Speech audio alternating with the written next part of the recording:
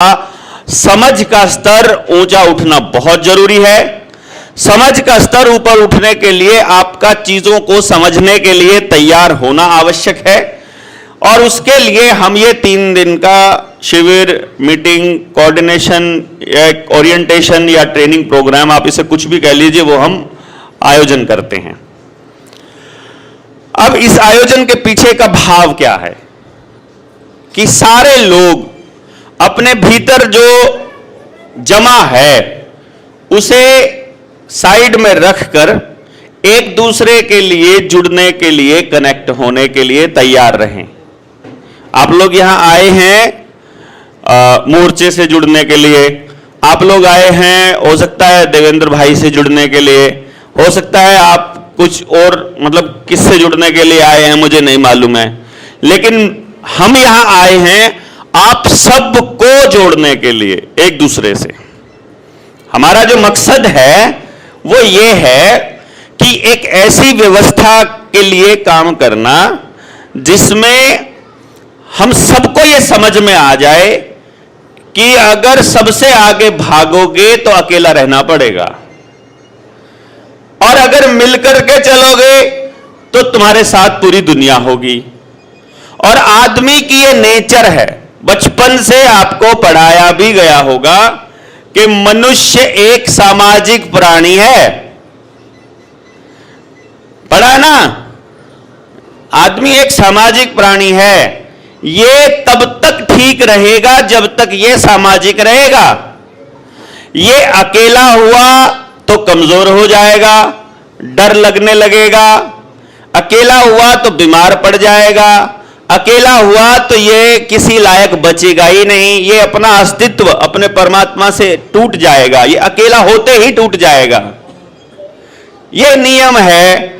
उन लोगों ने इस खेल को पकड़ लिया कि इस आदमी को तोड़ना है तो इसको अकेला कर दो, अकेला होते ही कंट्रोल हो जाएगा। कंट्रोल होने के लिए आदमी बना नहीं, लेकिन अकेला कर दोगे तो कंट्रोल हो जाएगा।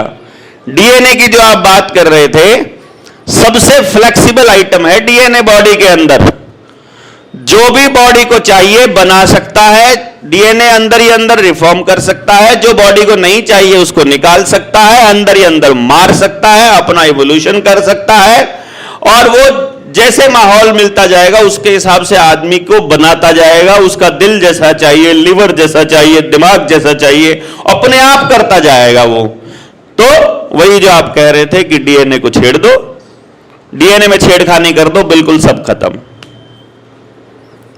समझे ना? उसका बड़ा काम क्या है, इसको आप खान पान से खराब करना हो, चाहे इंजेक्शन देके करना हो, चाहे डर देके करना हो, चाहे अकेलापन देके करना हो, ये सारे के सारे काम अगर आपने सुना हो, अगर पुरानी वीडियोस आपने सुनी हो, तो हम सब मोर्चे के साथी बोलते हैं ये सारा प्रोपेगेंडा आपके डीएनए के साथ छेड़छाड़ का है। जितने नियम, जितने खाद्य के नियम, जितने परिवार के नियम, यहां तक कि आप दूसरी जाति में शादी कीजिए, आप दूसरी जगह के व्यक्ति से शादी कीजिए। भाई रायपुर में जब बच्चा या कोई जानवर या कोई पेड़ पौधा जब पैदा होगा या उगेगा ना, तो वो रायपुर छत्तीसगढ़ की जलवायु, वातावरण और वहां के माहौल के हिसाब से पैदा होगा, जो वहां के लिए ही है। और सबसे बेस्ट कंपैटिबिलिटी उसको यहां के एरिया के अंदर ही मिलेगी। और जिस तरह का वो काम करता है, जाति का मतलब ये नहीं है आप किस कास्ट में आपने जन्म लिया, किस घर में जन्म लिया, कैसा व्यवसाय है। मेरे हिसाब से जाति वो है जिसे हम जाति बोल रहे हैं कि आप किसान जाति से हैं, कि आप कुम्हार जाति से हैं, कि आप गडरिया जाति से हैं। तो आपके पास 3 तरह के, अब मैंने जो बोले वो 3 काम हो गए। सुनार हैं कि लोहार हैं, 5 हो गए। अब लोहार को अपने आप लोहे, उसके डीएनए में लोहे को परखने की कि कौन सा लोहा कौन से उपकरण बनाने में काम आ सकता है, हथियार बनाने के लिए कौन सा करें, कि ये पिलर खड़ा करना है तो कौन सा करें, उसके अंदर कुदरती है वो नॉलेज डीएनए में। अगर उसके काम को उसको अगर खत्म करना है तो उसके डीएनए को खत्म करना है तो उसके पुश्तैनी काम से उसको दूर कर दो। खाली कुम्हार को यह कह दो कि मैं कुम्हार क्यों रहूं, वो कहने लग जाए और खुद अपने पुश्तैनी काम को छोड़ के वो कहे मैं तो सलून खोलूंगा, वो नाई वाला काम करने लग जाए। नाई वाला काम उसके डीएनए में है नहीं, उसके पुरखों ने कभी किया नहीं, है ना? समझ रहे हैं? तो इस तरह से जो किसान है उसको खेती किसी ने सिखाई नहीं होती है। देखा आपने क्या? किसान को कहीं एग्रीकल्चर यूनिवर्सिटी में जाते हुए, एग्रीकल्चर यूनिवर्सिटी आने के बाद तो खेती खराब हुई है उल्टा। पशुपालन विभाग आने के बाद, डेयरी रिसर्च इंस्टीट्यूट आने के बाद तो पशु खराब हुए हैं, उल्टे नुकसान हुआ है सारी प्रजातियों का। उससे पहले करोड़ों साल से, हजारों साल से आदमी अपना अस्तित्व को बचाए हुए था। 100 साल जिंदा कैसे रहना है, 150 साल जिंदा कैसे रहना है, पेड़ों को भी मालूम था, आदमी को भी मालूम था, जानवरों को भी पता था निरोग कैसे रहना है। फिर ये इंस्टीट्यूट आ गए, मेडिकल इंस्टीट्यूट आ गए तो हम बीमार होना चालू हो गए, ठीक है। डेंटल वाले डॉक्टर आ गए तो दांत खराब होना चालू हो गए। हार्ट वाले इंस्टीट्यूट आ गए तो हमको दिल की बीमारियां चालू हो गई। मतलब पहले अस्पताल आया है फिर बीमारी आई है, इस बात को ध्यान रखिएगा। पहले पुलिस थाना आया है फिर अपराध आया है, अपराध के बाद पुलिस नहीं आई है, पुलिस के बाद अपराध आया है। समझ रहे कि नहीं समझ रहे? आप देखो कि जिस टाइम पर पाकिस्तान नहीं बना है उससे पहले भारत की कोई सेना नहीं है। देखो कमाल की बात है। आपको वो इतिहास कहीं दिखाई दे रहा है कि जिस वक्त भारत एक देश है, ये सबको पता लग गया, रियासतें हैं, उन सब का अपना लड़ने का तरीका है, उनकी सेनाओं के बारे में आपको कोई दस्तावेज दिखाया गया? कहां है वो सेना, किससे लड़ती हैं वो, किन मुद्दों पर लड़ती हैं वो, कब कब किस मुद्दे पर किस सेना से लड़े? उन्हें ये तो कह दिया कि फलाने ने आक्रमण किया फलाने रियासत के ऊपर।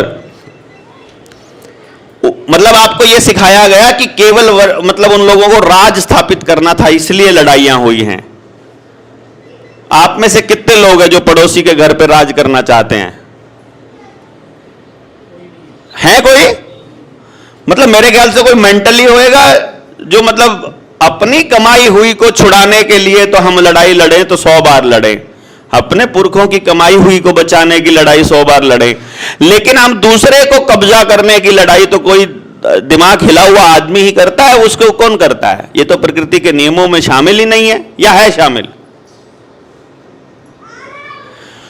तो हम लोगों को गलत जानकारियां दी गई और हम लोगों के डीएनए के साथ छेड़छाड़ करने के लिए हमारे अंदर कुछ ऐसी चीजें डाल दी गई जानकारी के रूप में, भावना के रूप में या तंत्र के रूप में कि हम किसी तरह अकेले पड़ जाएं, बीमार होते रहें, टूटे रहें, अपने समाज के लिए निकले ही ना, और हमारे अंदर एक होड़ पैदा हो जाए कि हमको पूरी दुनिया से आगे निकलना है।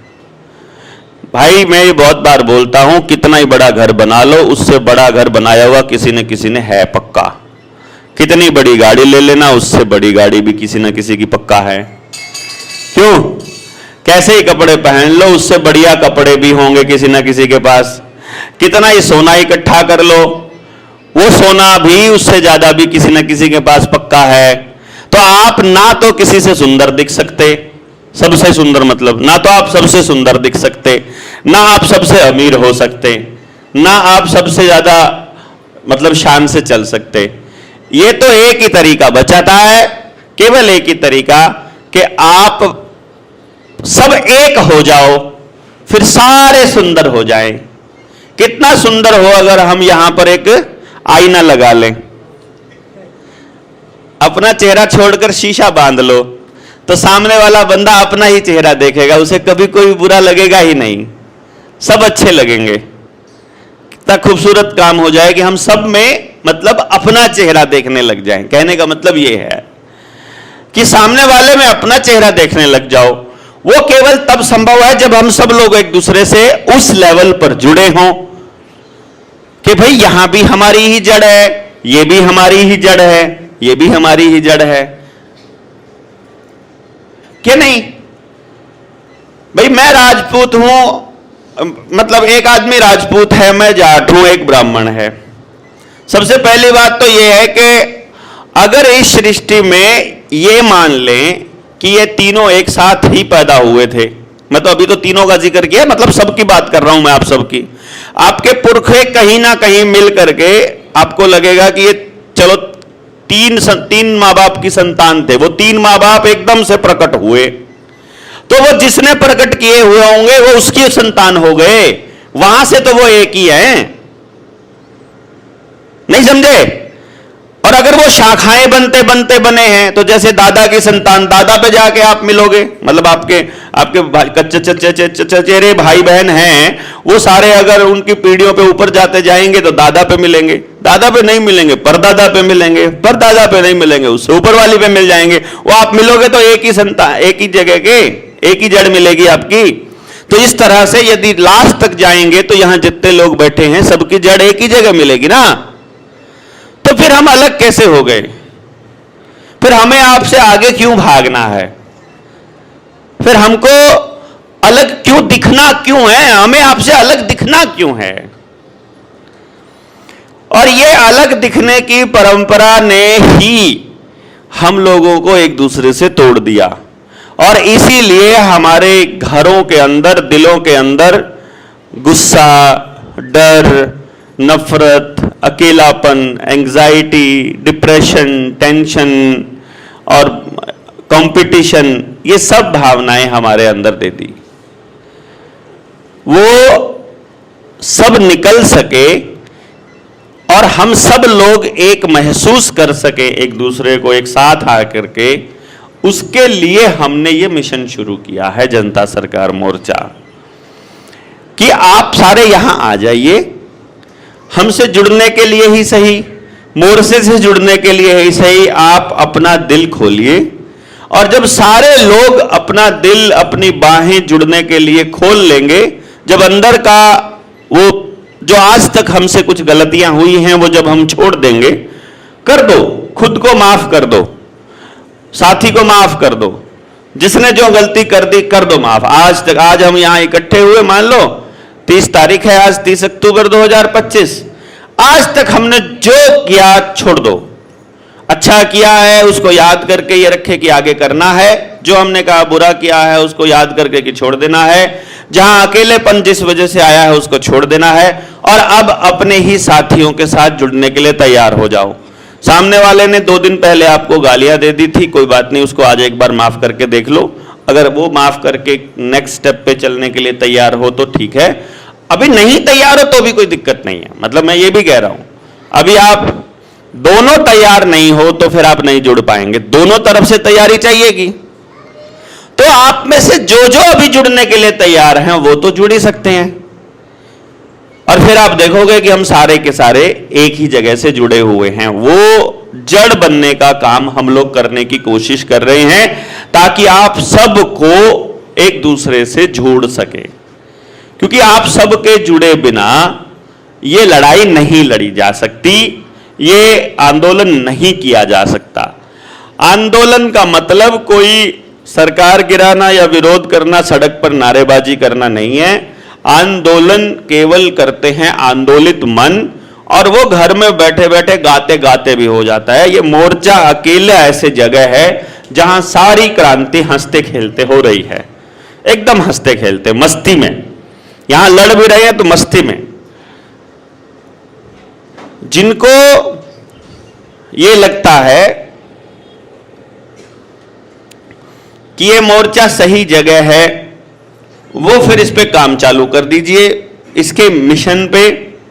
जिनको लगता है कि अभी जांच पड़ताल करनी है तो इंतजार कीजिए, परखिए, मतलब अच्छे से जांचिए पहले, जितने लोगों से जुड़े हो वो लोग कैसे हैं, जिन संस्थाओं से जुड़े हो, जिस संस्था से जुड़े हो वो मतलब किस तरह से चलती है, उसकी व्यवस्था क्या है। और जब अंदर से एक बार फिट हो जाए कि हाँ अब सही है, फिर आगे बढ़ लीजिए, फिर आंख पीछे मुड़ के मत देखिए। तो ये मकसद बहुत स्पष्ट आपको होना चाहिए। हमारे इस मिशन में 2-3 चीजें हैं जो आपको ध्यान रखनी है। आज पहला दिवस है तो आप सब लोगों को वो सारी बातें अगर क्लियर होंगी दिमाग में तो बहुत आसान हो जाएगा आगे हमारे साथ चलना। सबसे पहले तो आपको ये मन में धारण कर लेना है कि हमें डर और लालच से मुक्त होकर काम करने की शुरुआत करनी है। किन किन चीजों से? डर और लालच, ये सबसे इंपॉर्टेंट पार्ट है यहां। दूसरी बात, इस मोर्चे में जो भी कंट्रीब्यूट करना चाहते हो, समय, ऊर्जा, धन, सामान, या आप खुद आते हो, तन मन धन जो भी आप इस मोर्चे को दे रहे हो, जिस भी तरीके से दे रहे हो, आपने ये सोच करके देना है कि आप वो जितना भी समय और वो धन दे रहे हो वो अपने आप को दे रहे हो, मुझे मत देना वो, समझे? और किसी और को भी मत देना। यदि वो देकर आप मजबूत हो रहे हो, यदि आप वो देकर खुश हो रहे हो तो ही देना। अंदर से उत्साहित हो, ऊर्जावान होते हो तो ही हमको सहायता देना जो हम आपसे मांगते हैं, अदरवाइज नहीं देनी है। मजबूरी में होकर कुछ भी नहीं करना है, क्योंकि मोर्चे का पहला उद्देश्य है अपने लोगों को मजबूरी से मुक्त करना। मजबूरी वाली फीलिंग कि हमको मदद करनी पड़ेगी तभी वो आपकी मदद होगी। कई लोगों को होता है ना, क्या करें, करना पड़ता है, क्यों? क्योंकि तभी उधर से हमारी सहायता होगी। नहीं, आप नहीं मदद करोगे तो भी होगी 100% उतनी ही, समझे? इसलिए यहां जब तक मदद करो कर दो, जब आपको लगे कि अब मेरे से मदद नहीं होगी छोड़ दो, या आपको लगे कि मैंने गलत आदमी को मदद कर दी या गलत उद्देश्य पे मदद कर दी, उस दिन छोड़ दो। लेकिन फिर अपने आप को गालियां दोगे यदि आप उस मदद को बताओगे और वापस हमको कोसोगे तो। भाई देखो, आप आज आप हमको मदद कर रहे हो, आज तो आप कह रहे हो बलारा जी आप बहुत अच्छा काम कर रहे हो यार, ये बड़ा अच्छा काम है, ये है और वो है। जुड़ने के बाद महीने 2 महीने के बाद आप जो चाहते थे वो हमने नहीं किया, मान लो जो आप चाहते थे वो हमसे नहीं हुआ, जो उम्मीद आपको थी वो पूरी नहीं हुई, तो फिर क्या कल गालियां देने चालू कर दोगे? फिर बलारा जी जो है वो खराब हो जाएंगे, है ना? तो भाई पहले एक बार टेस्टिंग ही कर लो, वेट ही कर लो। कई मैंने ऐसे साथी देखे हैं जिन्होंने साल 2 साल तो खाली टेस्टिंग किया। अरे बहुत आते हैं क्रांतिकारी, बहुत आते हैं संगठन वाले, बड़े आते हैं। तुम देखना अभी 2024 का चुनाव आएगा, ये ऐसे बिक जाएंगे। अभी दिखाता हूं मैं तुमको 24 के चुनाव में ये चुनाव लड़ेंगे। मैंने कहा बस इतना सा चुनाव, कोई बात होती है यार?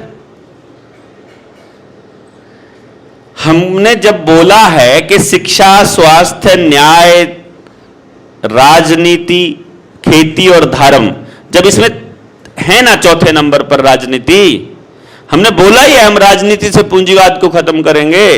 2024 के चुनाव में अगर राजनीति से पूंजीवाद खत्म करने की पोजीशन पर हम नहीं है तो हमें राजनीति पर बोलने का अधिकार नहीं है। ये उद्देश्य पे तो हम पहले से बोल रहे हैं ना कि भैया राजनीति में से पूंजीवाद को खत्म करेंगे। अब क्या राजनीति में से पूंजीवाद को मैं खत्म कर सकता हूं? बताओ आप। नहीं कर सकता। आप कर सकते हैं? नहीं कर सकते। ये लोग इतने बैठे हैं ये कर सकते हैं? नहीं। जितने जुड़े हैं वो नए। अरे नहीं भैया, जब आपको अपने गांव में राजनीतिक मूवमेंट चलाने के लिए 1 सिंगल रुपए की जरूरत ना पड़े, उस दिन आप राजनीति से पूंजीवाद को खत्म कर सकते हो कि नहीं? भाई आप तक मुझे प्रचार बात पहुंचानी है, मुद्दा पहुंचाना है, राजनीतिक आदमी का विजन पहुंचाना है, उसके लिए 1 रुपया खर्च नहीं करना पड़े, फिर तो आप खत्म कर सकते हो ना। और उस लेवल पे जाने के लिए आपको गांव के आखिरी आदमी तक जाना पड़ेगा। आखिरी आदमी को बात समझ में आए कैसे आएगी? वो क्यों आपके साथ जुड़े भैया? उसका फायदा नहीं है तो क्यों जुड़े वो? रिजर्वेशन वाला ऐसे आदमी से क्यों जुड़े जिसका रिजर्वेशन नहीं है? क्योंकि उन दोनों को दो कैटेगरी में जोड़ा, वो बांधा हुआ उन्होंने। और हिंदू मुसलमान से क्यों जुड़े? मान लो अपनी टीम में एक मुसलमान है, एक हिंदू है, पंगा हो गया, वो जाएगा, मुसलमान जाएगा, उससे हिंदू क्यों जुड़े? और हिंदू जाएगा मांगने के लिए, उससे मुसलमान की मतलब उसमें जाएगा, तो क्यों जुड़े? जाट जो है राजपूत से क्यों जुड़े? राजपूत ब्राह्मण से क्यों जुड़े? चमार क्यों जुड़े जाट से ब्राह्मण से? क्योंकि हमको तो सिखाया गया कि ये मनुवादियों ने ऐसा कर दिया, ब्राह्मणों ने ऐसा कर दिया, फिर वो कहते हैं कि रिजर्वेशन वालों ने ऐसा कर दिया, फिर वो कहते हैं जय भीम वालों ने ऐसा कर दिया, वो कहते हैं मायावती वालों ने कर दिया, वो कहते हैं भाई चौहान वालों ने कर दिया, अब है मतलब अलग अलग लोगों ने ऐसा कर दिया। तो आपके सामने तो वो आदमी किसी एक कैटेगरी का है, वो कैटेगरी का आदमी आपसे क्यों जुड़े? उसको मनाने के लिए अगर आप उसको वोट खरीदना चाहते हो पैसा चाहिएगा, उसकी इच्छाएं पूरी करना चाहते हो तो पैसा चाहिएगा। लेकिन यदि आप उस व्यक्ति को इस मिशन में शामिल कर सकते हैं तो इस मिशन में उसके लिए कुछ नहीं है तो वो आपसे नहीं जुड़ेगा। तो इसका मतलब है कि अगर जनता सरकार मोर्चा के मिशन में पैसा खत्म करना है तो उस मिशन को ऐसा बनाना पड़ेगा कि गांव में अगर 1500 घर हैं तो 1500 के 1500 घरों का वर्तमान और भविष्य सुधरता हो। अगर आपके पास ऐसी कोई पॉलिसी हो और अगर पूरे के पूरी कॉन्स्टिट्यूएंसी में 2.5 लाख वोटर हैं तो ये मान के चलो कि लगभग 80,000 घर हैं, तो उन 80,000 घरों के प्रत्येक घर का वर्तमान और भविष्य सुधारने का विजन आपके पास है तो आप राजनीति में बदलाव कर सकते हैं। यदि ऐसा विजन नहीं तो फिर आप कुछ नहीं कर सकते। तो मतलब क्या है कि यदि आपको यहां से पूंजीवाद खत्म करना है तो आपको उन 80 के 80,000, यदि 80,000 घर है एक कॉन्स्टिट्यूएंसी में, तो उन सब के लिए आपके पास पहले से कोई पॉलिसी मौजूद होनी चाहिए। नहीं, और वो पॉलिसी के लिए आपको 80,000 के 80,000 घरों की स्थिति पता होनी चाहिए कि कितने लोगों के घर कर्जे में हैं जो नीलाम होने वाले हैं। तो आपके पास यदि उसका समाधान नहीं है तो आपको वोट मांगने का अधिकार नहीं है। कितने लोग बीमार पड़े हैं या भविष्य में बीमार हो तो उनकी समस्या का समाधान आपके पास नहीं है तो फिर आप नहीं कर सकते। कितने लोगों को रोजगार नहीं है आपके पूरी कॉन्स्टिट्यूएंसी के अंदर, मान लिया कि 40,000 बेरोजगार बच्चे हैं, यदि आपके पास 40 के 40,000 बच्चों के रोजगार का इंतजाम करने का विजन डॉक्यूमेंट नहीं है और उसको इंप्लीमेंट करने के लिए मौजूदा फोर्स नहीं है तो आप राजनीति में कोई बदलाव नहीं कर पाओगे।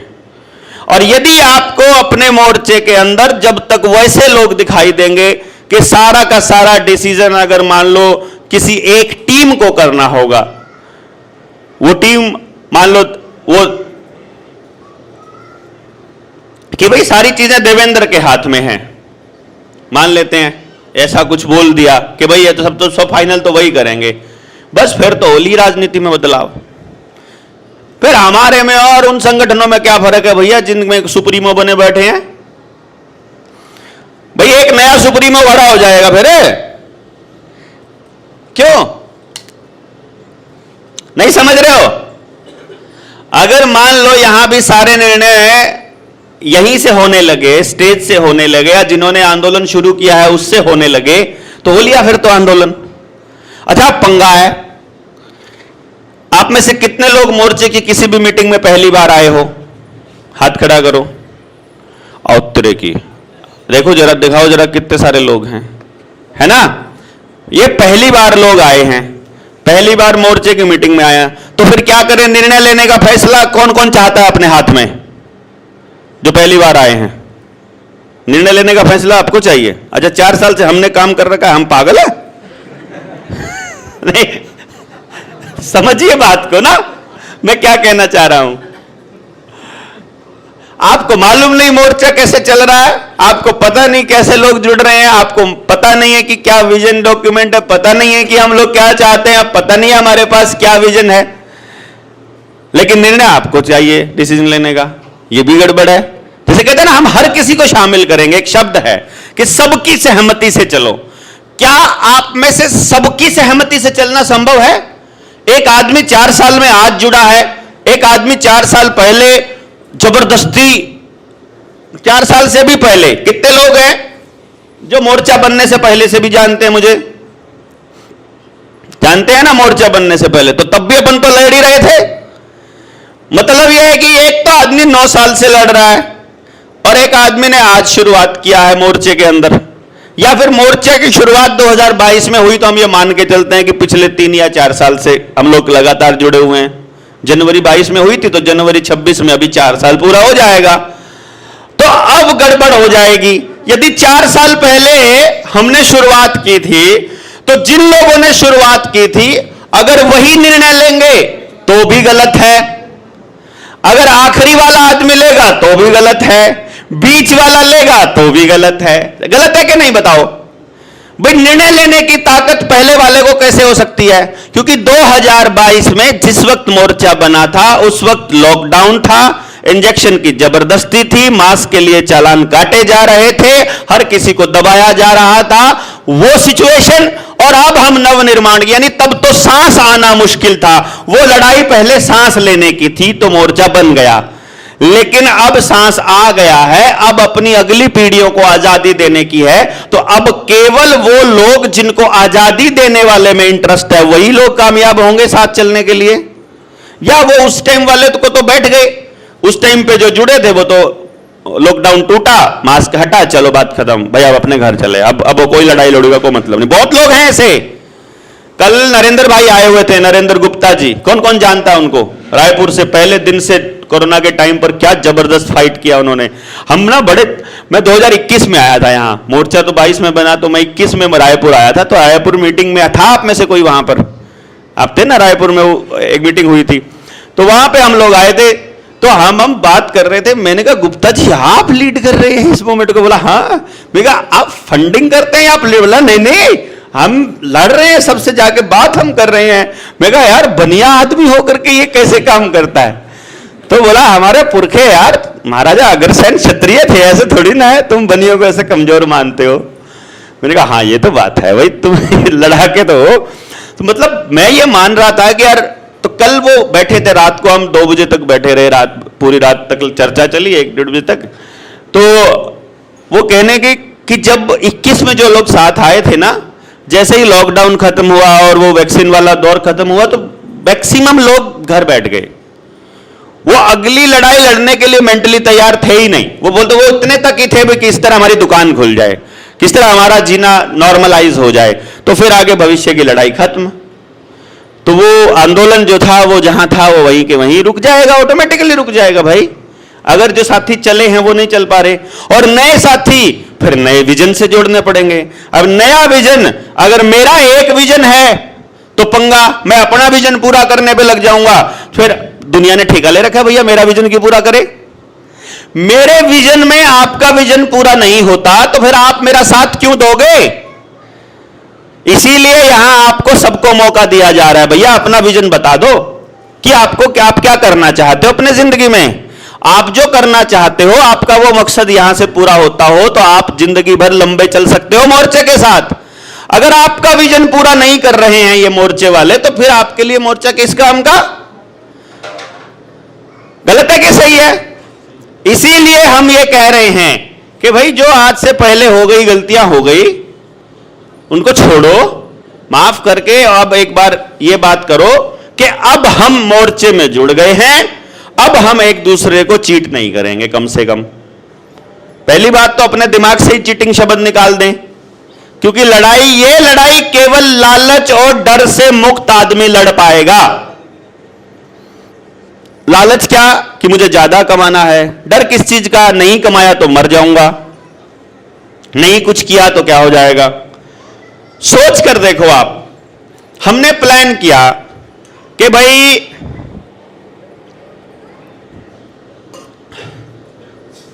अभी टीम 500, हम लोग टीम 500 की ट्रेनिंग करने जा रहे हैं 24 नवंबर से 1 दिसंबर।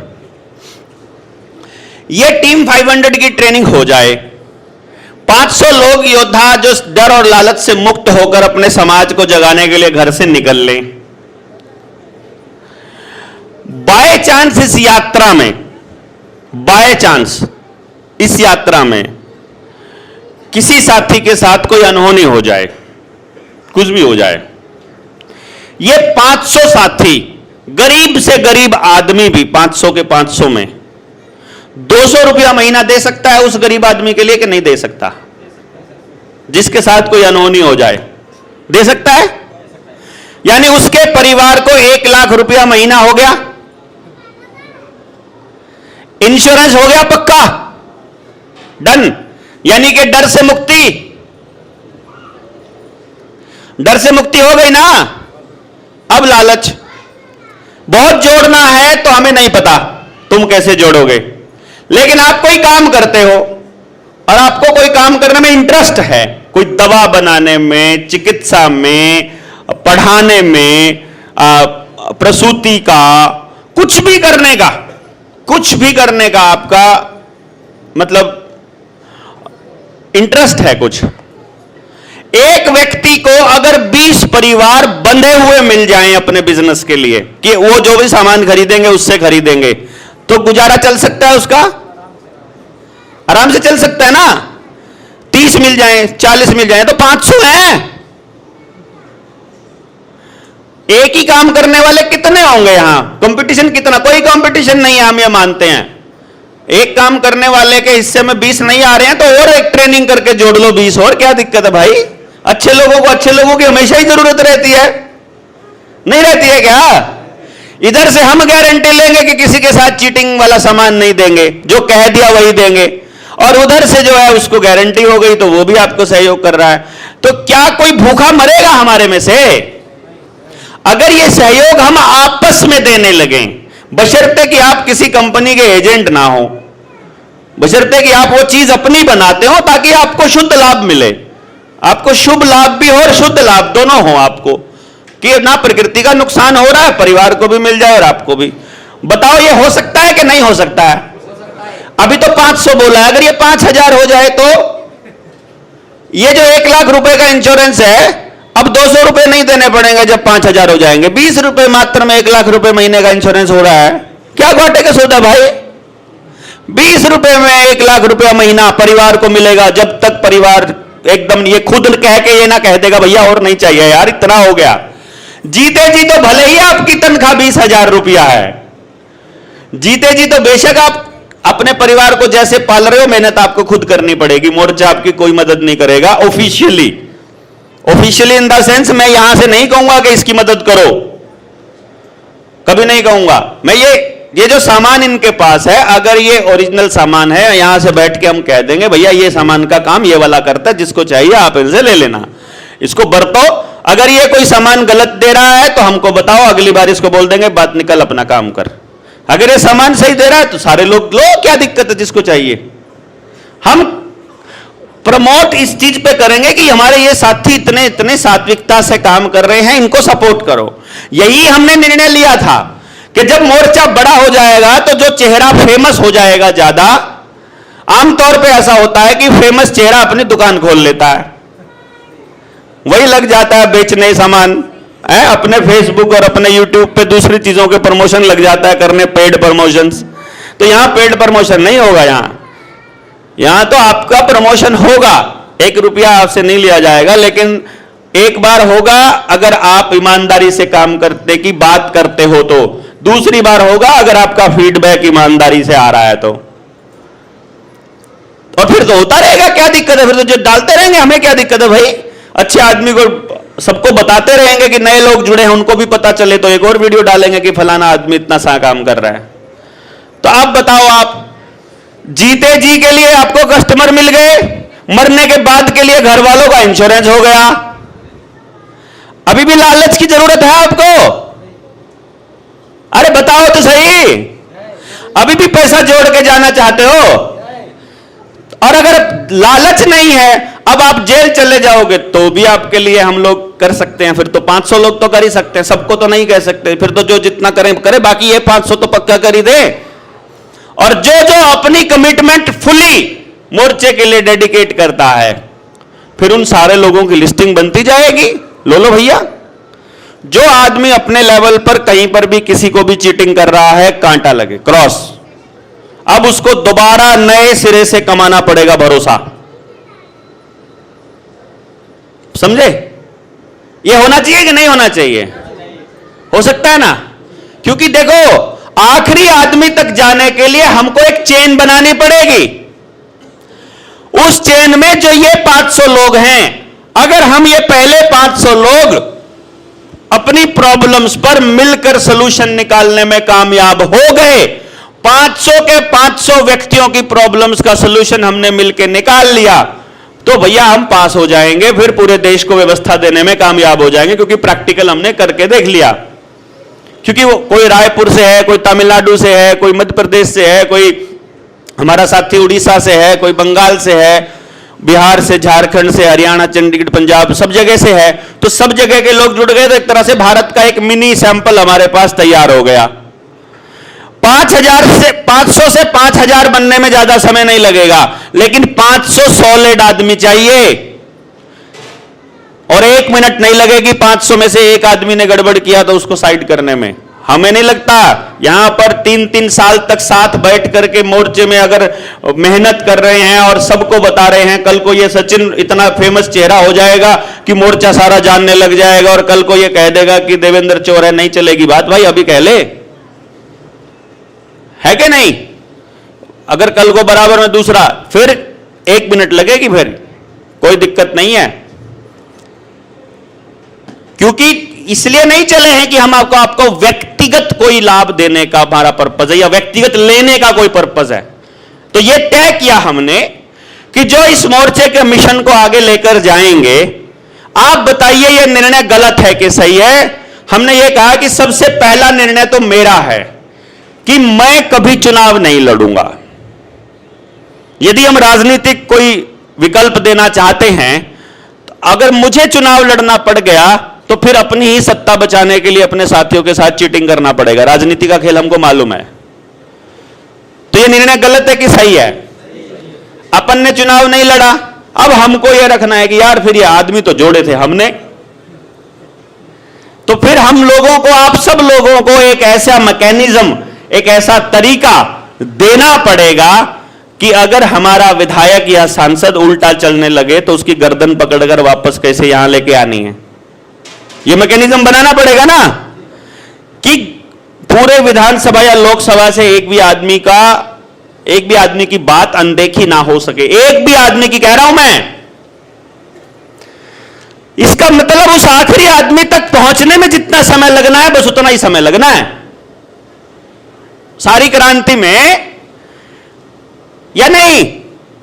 अभी तक क्या होता आया है संगठनों के अंदर कि कुछ लोग मिलकर संगठन बनाते हैं, वो कार्यक्रम करके लोगों को जोड़ते हैं और इधर से आदेश पारित कर देते हैं। यहां पर ऐसा नहीं होता है। आदेश पारित यहां नहीं होते हैं। हम ओपन कॉल देते हैं सब जगह से। जैसे हमें कोई कार्यक्रम करना है, पीछे हमने 23 मार्च का कार्यक्रम किया, उससे पहले हमने 24 नवंबर का कार्यक्रम किया। हमारा क्या विजन है? मान लो आप साथी हैं, आप ये कहते हो कि देवेंद्र भाई हम ये करना चाहते हैं। हाँ, ये एक बहुत इंपॉर्टेंट बात है भैया। एक तो आप लोगों को यहां पर किसी को सर नहीं बोलना है। कुछ साथी मुझे सर बोल रहे थे। ये हम बनाने जा रहे हैं परिवार, ये बनाने जा रहे हैं परिवार। आज आप आए हो, बन नहीं गया है परिवार। कहीं आप ये सोचो, एक हमारा साथी था, हमने कुछ परिवारों से टेस्टिंग किया था स्टार्टिंग में। जैसे अभी मैं 500 से कर रहा हूं ना, तो ऐसा हमने शुरुआत में 200 से किया था। 200 परिवारों को अलग अलग, जो मैं पिछले 5-10 सालों से जानता था, तो मैंने उनको मीटिंग्स में बुला के एक बात बताई कि एक काम करते हैं, हम एक बड़ा परिवार, जहां हम पैदा हुए उससे अलग एक परिवार बनाते हैं, 200 परिवार, और हम सब ये डिक्लेयर करते हैं कि हम सबके बच्चे सबके हैं, और ये इंटरेक्शन बढ़े हमारे परिवारों के बीच। तो हम विद फैमिली जो है थोड़ा बहुत आउटिंग करने, घूमने के लिए जाया करेंगे। तो मैं जहां पर रहता हूं, चंडीगढ़ में रहता हूं, कुछ लोग आसपास के थे, कुछ लोग थोड़ा दूर के थे, तो हम लोग प्लान करते हैं कि हम शिमला जाएंगे। थोड़ा सा 2-3 घंटे का सफर है, 3-4 घंटे का। तो मैंने कहा वहां पे हम एक ट्रैकिंग के लिए, पहाड़ है, ट्रैकिंग करते रहेंगे और एक दूसरे से इंटरेक्शन होता रहेगा, सबका पता चलता रहेगा, और इसी बहाने हम फिर अच्छी तरह से जुड़ पाएंगे। तो एक ट्रेनिंग में जा रहे थे, तो मुझे पास फोन आया अपने एक साथी का। वो मुझे कहने लगा कि मेरी पत्नी मुझसे बहुत नाराज है। मैंने कहा क्या हुआ? बोली बस ऐसी फैमिली है तेरी। मैंने कहा क्या मतलब है? हुआ क्या था, उसने हमारे एक साथी को बोला कि जाते हुए इस ट्रैकिंग पे हम लोग नहीं जा रहे हैं, तुम बच्चों को ले जाना हमारे साथ, अपने साथ। तो मेरे पास फोन आया फिर अपने साथी का, वो बोल रहा है कि फलाना बंदा बोल रहा है कि बच्चों को ले जाना। मैंने कहा मना कर दो, बच्चों को नहीं लेके जाना है। दोनों में से कोई एक होगा तो चलेंगे, लेकिन खाली बच्चों को नहीं लेके जाना है। तो क्रॉस हो गया। अब जाकर के पत्नी ने बोला देख लिया तुम्हारा फैमिली, तुम तो कह रहे थे बच्चों, ये बच्चे जो है सबके साझले हैं, और अब तो बच्चों को ले जाने से भी मना कर रहे हैं। मैंने कहा एक काम करो, तुम कंप्लीट सरेंडर हमको करो, क्योंकि अभी तक तो सारा भरोसा भी नहीं आया ना। अगर ये बात आ गई है उधर से कि तुम तो इसको फैमिली को फैमिली नहीं मान रहे हो, तो मतलब अभी दिमाग में डाउट है ना कि नहीं, कि तुम आराम के लिए हमारे साथ भेज रहे हो। फिर दूसरी बात, एक बात मैंने आपको बोली थी, आपको शायद याद नहीं है, कि जीते जी की गारंटी नहीं है हमारी। बच्चों को बच्चा मानना, मतलब हमने मान ला ठीक है, अच्छी बात है, लेकिन अब सारों के बच्चों की जिम्मेदारी जब तक आप जिंदा हो तब तक की नहीं है हमारी। समझ रहे हैं ना? जब तक, हाँ तुम एक काम करो, तुम रात को फांसी ले लो, कल सुबह ले जाएंगे हम उनको। कोई बात होती है यार? ऐसे तो सारे के सारे बोल देंगे देवेंद्र भाई तुम लेके जाओ सबके बच्चों को, है? तुमने ही कहा था सबके बच्चे हमारे बच्चे हैं, 400 बच्चे। तो ये नहीं चलेगा भाई, ना ना ना।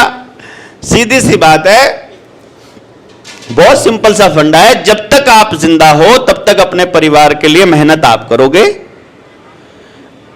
और इस क्रांति में, समाज के जागरण में आपको कुछ हो जाता है तो भाई फिर हम बाकी के लोग आपका सपोर्ट करेंगे। तो एक तो इसमें हम एक फैमिली रूप में आगे बढ़ रहे हैं। तो आपको एक बात का ध्यान रखना है कि यहां पर हम लोगों को क्या करना है, सर मैडम ये दोनों शब्द तो कम से कम नहीं करने हैं इस्तेमाल, श्रीमान जी ये सब नहीं करना है। दूसरा, आप नाम लेकर बोलिए जो भी साथी है, और अगर उम्र में ज्यादा लगता है चाचा बोल दीजिए, और थोड़ा ज्यादा लगता है तो ताऊ बोल दीजिए, बाबा बोल दीजिए, भाई बोल दीजिए, बहन बोल दीजिए, भाभी बोल दीजिए। जो रिश्ते में आपको लगता है कि आप लोग कंफर्टेबल हैं दोनों के दोनों तरफ साइड वाले, वो ऐसा बोल दीजिए और अपनी बातचीत को आगे बढ़ाइए। लेकिन शब्द जो है वो पारिवारिक हो, अगर हम इसे परिवार के रूप में आगे लेके जाना चाहते हैं तो। हाँ, अगर आप बॉस वाला कल्चर डेवलप करना चाहते हो भैया, भाई फिर वो तो आपके ऊपर है कि एक आदमी को चौधरी बनाना है तो फिर वो देख लो। दूसरी चीज, आपको यहां किसी के भी आपस में खास तौर पे पद रूप से या कोई ऐसी जगह पर है जहां मोर्चे में कि कोई ठीक काम कर रहा है, जैसे हम ज्यादा काम कर रहे हैं, तो आपको कोशिश करनी है कि आप कभी किसी के चरणों को हाथ अभी ना लगाओ। अभी हम जैसे लोग चरणों पे हाथ लगवाने लायक नहीं हुए हैं, ठीक है ना? वो भाव है आपके, मैं उसका कदर, उसकी कदर करता हूं, उसका सम्मान करता हूं, लेकिन ये नहीं करना है, बिल्कुल अच्छा नहीं लगता है। क्योंकि इसके दो तीन बड़े कारण हैं। एक तो ये है कि आप लोग तो भाव में, मान लो आप पैरों की तरफ हाथ करते हो संगठित रूप में, दूसरा साथी को लगता है शायद ये रिवाज होगा, कोई नया साथी आएगा, है कोई नया साथी आएगा, सोचेगा शायद सारे ही पैरों के हाथ तो हम भी कर लेते हैं, या उसका वो जुड़ नहीं पाएगा फिर हमसे। हमको तो जोड़ना है ना आपस में एक दूसरे को। आप बिल्कुल सहज भाव में होने चाहिए, सहज भाव में। हाथ मिलाकर सहज हैं तो हाथ मिला लीजिए, हाथ जोड़कर सहज हैं हाथ जोड़ लीजिए, गर्दन झुकाकर सहज हैं तो गर्दन झुका लीजिए, गर्दन अकड़ के सहज है तो अकड़ा लीजिए। जैसे सहज हैं, जैसे मजा आता है आपको साथ खड़े होकर, वैसे आपको जुड़ना है। और जब कोई किसी के पैरों को हाथ लगाता है ना, रिश्ता वाकई अगर उसका छोटे बड़े का नहीं है, जैसे मान लो पिता है, पुत्र यदि पिता के पैरों को हाथ लगाता है, माता के बड़े भाई के पैरों को हाथ लगाता है, बिल्कुल सहज है, वो नॉर्मल है, वो होता है। लेकिन अगर आपसे बड़ी उम्र का आदमी आपको पैरों को हाथ लगाता है, दूसरे शहर का आदमी जो जुड़ा भी नहीं है अभी तक, वो वैसे सम्मान रूप में आपके पैरों को हाथ लगाता है, या इस तरह से वो हाथ लगा रहा है, तो अहंकार आता है। वो किसी को दिखता नहीं है, किसी को दिखाई दे जाता है।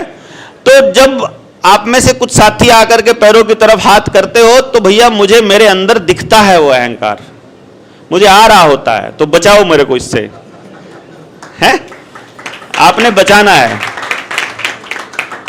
आपको इससे बहुत बहुत जरूरी चीज है ये, मुझको बचना है इससे, और आपको मदद करनी है इसमें मेरे से बचाने में, कि आदमी अहंकारी ना हो जाए। तो ये रिवाज ही ना शुरू करो, इसको खत्म करो, बिल्कुल खत्म। और भाई है तो भाई है, मिलते हैं भाई की तरह ना, क्या दिक्कत है? देवेंद्र भाई बोलेंगे कितना मजा आता है, हैं? देवेंद्र भाई बोलेंगे तो कितना अच्छा लगेगा ना। तो सारे आपस में इस तरह से कनेक्ट होंगे बेसिकली। तो ये मोर्चे का इस तरह से हम लोग कहीं बीच में वो वीडियोस नहीं पहुंचती साथियों तक, तो फिर वो अगले वाले को नहीं पता होता है। हम ये शुरुआत से कहते आए हैं कि ये कल्चर हमको इस तरह का बनाना है कि ये मोर्चा बहुत अलग है। मैं आपको बता रहा हूं, बहुत अलग है। आज 51वीं ट्रेनिंग है लेवल 1 की, और हम 7-7 दिन की ट्रेनिंग्स हमने की हैं, एजुकेशन की ट्रेनिंग की है, लेवल 2 की है, फिर हमने दूसरी सिंगल 1 डे की, बहुत सारी की है। यकीन मानिए पिछले 4 साल में आप सोच सकते हैं कि कोई संगठन ऐसा है जहां पर किसी के बैग का ताला नहीं लगा हुआ है और किसी का इतना सामान भी इधर से उधर नहीं हुआ हो। मतलब यहां शादी होती है ना, मैंने देखा है घरों में चार्जर भी छुपा छुपा के रखते हैं जिनके घर में शादी होती है, कि ब्याह में आएंगे तो उठा के ले जाएंगे। वो तो रिश्तेदारी होते हैं उनके, वहां भी मतलब उनका सोना गुम हो रहा है, कभी किसी का चार्जर गुम हो रहा है, किसी की लीड गुम हो रही है, किसी के बर्तन ही ले जाते हैं, चम्मच ही छुपा के ले जाते हैं बहुत से लोग, तो हैं चप्पल भी गायब हो जाते हैं। यहां इतनी कमाल की बात है कि आज तक किसी का कुछ भी गुम नहीं हुआ, कुछ भी, मतलब चोरी नहीं हुआ। और ये बहुत अद्भुत है। मतलब हम लगते हैं हमने कोई नियम नहीं बनाया, हमने किसी को कुछ कहा नहीं, तो अपने आप ऐसे लोग आ रहे हैं। फिर आप जैसे बहनें हैं, माताएं, ये बैठे हैं, जैसे महिलाएं हमारे यहां पर जुड़ती हैं, हमारे से पूरे परिवार के परिवार जुड़ते हैं। आज तक पूरे मोर्चे में किसी भी महिला ने, किसी बच्चे ने, किसी लड़की ने, किसी ने भी, एक भी आदमी के बारे में यहां तक कोई शिकायत नहीं पहुंची है कि उस आदमी ने हमें गलत नजर से भी देखा हो। मतलब बहुत बार तो हमको यह मैसेज आया कि देवेंद्र भाई इस मीटिंग में आके, ये महिलाओं की बात बता रहा हूं, कि हम ये भूल जाते हैं कि ये मर्दों की वो है, मर्दों का टोला है ये। मैं कहा क्या मतलब है? तुम मानते नहीं कि हम मर्द है? तो नहीं, मेरा मतलब है कि जैसे लड़कों के अलग होते हैं, जैसे सामने अगर आदमी खड़ा हो तो औरत थोड़ी सी मतलब कंफर्टेबल थोड़ी कम रहती है कि सामने आदमी खड़ा है और मतलब पराया आदमी है। लेकिन यहां ये फीलिंग ही नहीं आएगी आपको। आप देखना, आप यहां 2 दिन रहेंगे तो आपको यही महसूस नहीं होगा कि ये बाहर के लोग हैं, ये लगेगा ये परिवार के ही लोग हैं। मतलब वो कहने का मतलब पराये मर्द नहीं लगेंगे, ये लगेगा यही भाई, बेटा और देवर, चाचा जो भी है वो लगेगा। तो ये एक बहुत गजब वातावरण बन रहा है और मैं इसको लाइटली नहीं लेता हूं, मैं बहुत सीरियसली लेता हूं। यही कारण है कि किसी भी एक व्यक्ति, जो व्यक्ति के अंदर, देखो आपसे गलती हो जाएगी, बड़ी से बड़ी गलती भी माफ है, और मेरे से हो जाएगी, मैं भी मांग लूंगा माफी, तो आपको भी करना पड़ेगा। गलत इंटेंशन से मैंने कोई काम नहीं किया हो, और हो जाए तो गलती है, गलती चलेगी, लेकिन वो दोबारा फिर करूंगा तो वो गलती नहीं है, ये ध्यान रखना। ये एक बार तो माफ हो सकता है, दूसरी बार वो गलती नहीं है, फिर वो शानपत होता है, फिर वो चालाकी होती है। चालाकी नहीं भैया, यहां आपस में एक दूसरे के साथ चालाकी नहीं, सब कुछ ना कुछ खाते पीते हैं, सबको थोड़ा थोड़ा समझ में आता है कौन चालाकी कर रहा है, कौन स्मार्ट बन रहा है, कौन ओवर स्मार्ट बन रहा है, वो सब मालूम पड़ जाता है। ओवर स्मार्ट बनते ही हम लोग कुछ नहीं कहते, बस वो कनेक्शन फील नहीं होता। फिर आप भेड़ा बोलते हो ना, जैसे हमारे हरियाणवी में हम लोग सीधे मुंह बात नहीं करते किसी से, और हमारा साथी ना कोई गुजरात चला जाए और हिमाचल चला जाए तो सामने वाले को लगता है यार कितना गंदा बोलता है ये बलहारा ना, गुजराती आदमी शुरू शुरू में मेरे से बड़ा गुस्सा था, कैसे बोलता है ये, सीधा बोल देता है, एकदम से सीधा बोल देता है। बाद में पता चला ये तो हरियाणा का नॉर्मल कल्चर है। फिर उन्होंने मेरे को माफ किया कि यार ये तो आदमी तो ठीक है यार ये, लेकिन मतलब आदमी खराब नहीं है, कभी कभी सीधा बोल देता है। तो मैं उस पार्ट पे जब जाता हूं तो मैं देखता हूं कि आप भेड़ा बोल देंगे और आप अंदर से साफ हैं, आप जुड़े रहेंगे, बिल्कुल नहीं टूटेगा कनेक्शन। लेकिन आप मीठा बहुत बोलते हैं और चालाकी करते हैं तो कनेक्शन बन ही नहीं पाएगा, नेचुरली नहीं बन पाएगा। सहज रहना है, जुड़ना है, बिना किसी स्वार्थ के जुड़ना है। बताकर जुड़िए ना, क्या स्वार्थ है, क्या दिक्कत है यार, ये कहने में क्या दिक्कत है कि मैं अपना बिजनेस बढ़ाना चाहता हूं मोर्चे से जुड़ करके। कोई गलत काम है क्या बिजनेस बढ़ाना? गलत काम नहीं है। लेकिन अगर आप शुभ लाभ कमाते हैं तो हम लोग हैं ही, इसलिए हमको भी अच्छे आदमियों की जरूरत है सब तरह के। सो ये मोर्चे में जब आप जुड़ेंगे लंबे समय तक तो आपको भी इन बातों का थोड़ा सा ध्यान रखना है कि बनावटी ना हो, हम कम से कम हो। और जितने हम सहज होंगे, यकीन मानिए समाज में जब हम जाएंगे उतनी ही सहजता से लोग जुड़ेंगे। लोग दिखावा कर करके थक चुके हैं, मैं आपको बताऊं, थक चुके हैं। वो ढूंढ रहे हैं कोई सहज आदमी मिले तो, जो मतलब ना देख आदमी को कपड़ों से ना पहचानता हो, जो आदमी को उसके माथे में लगे टीके से ना पहचानता हो, जो उसकी टोपी से ना पहचानता हो, जो उसके पहनावे से, जो उसके रहन सहन से, उसके रंग से, उसका घर कैसा है, कच्चा है, पक्का है, एसी लगा, क्या फर्क पड़ा है। वो सब कुछ छोड़ करके केवल उस आदमी को और उसके कर्मों को अगर ध्यान में रख करके कोई देख रहा है, मुझे असली रूप में देख रहा है, वो वैसे आदमी को ढूंढ रहा है आदमी। मैं बताऊं, हमको केवल पहुंच के उनको बताना है कि हम ऐसे लोग हैं, हम वो नहीं हैं जो आज तक लोग आए हैं, हम एमएलएम वाले नहीं हैं कि नहीं भाई, हम यहां दुकानदारी वाले नहीं। इसलिए हमने ये तय किया है कि मैं कभी अपनी दुकान नहीं खोलूंगा, मुझे कोई सामान बेचना नहीं है। मेरा अपॉइंटमेंट का फीस है एक बच्चे का 1.5 लाख रुपया, अभी किताब आ जाएगी 2 लाख कर दूंगा। मैं चाहता हूं कि मैं अपने मोर्चे के किसी साथी की पहुंच का ना रहूं, क्योंकि मैं एक बच्चे की काउंसलिंग नहीं करना चाहता आप में से किसी के भी। मैं चाहता हूं आप सब लोग बाकी लोगों की काउंसलिंग करने लायक बनो, वो सब कुछ मैं फ्री देना चाहता हूं, समझे ना? कि भाई मैं क्यों आपके बच्चे की काउंसलिंग करूं, क्योंकि आप लोग जिम्मेदारी लेने वाले लोग हो, तो आप समझ लो उस पॉइंट को, तो आप आगे जाकर के उसको लेके जाओ। मैं आपको सब कुछ फ्री दूंगा, आप चलो तो सही। हमको यहां से, हम यहां दुकानदारी करने में नहीं, अब मुझे अगर दुकानदारी नहीं करनी और मुझे अगर राजनीति नहीं करनी है तो अब अपन फ्री है ना विचार आगे बांटने के लिए।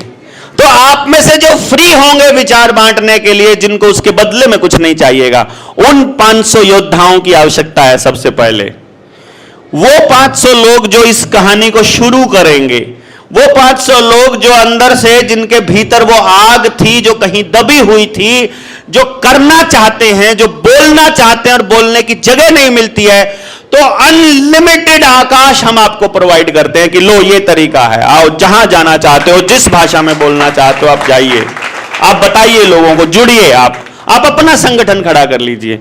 आपको यहां 4 साल में हमने जो किया है, जो बताया है, जो बात की है, हमने सब चीजों का रिकॉर्ड रख के अपने चैनल पे डाला हुआ है। गांव में गए, जाने से पहले क्या क्या बात करनी है, कैसे कैसे लोग मिलेंगे, फिर गांव के लोगों से क्या बात की, सब कुछ है वहां पर। मोर्चे का इवोल्यूशन कैसे कैसे हुआ, क्या क्या कार्यक्रम हुए, किस तरह से चला, पहले दिन से सारा निडर इंडिया चैनल के ऊपर सब कुछ है।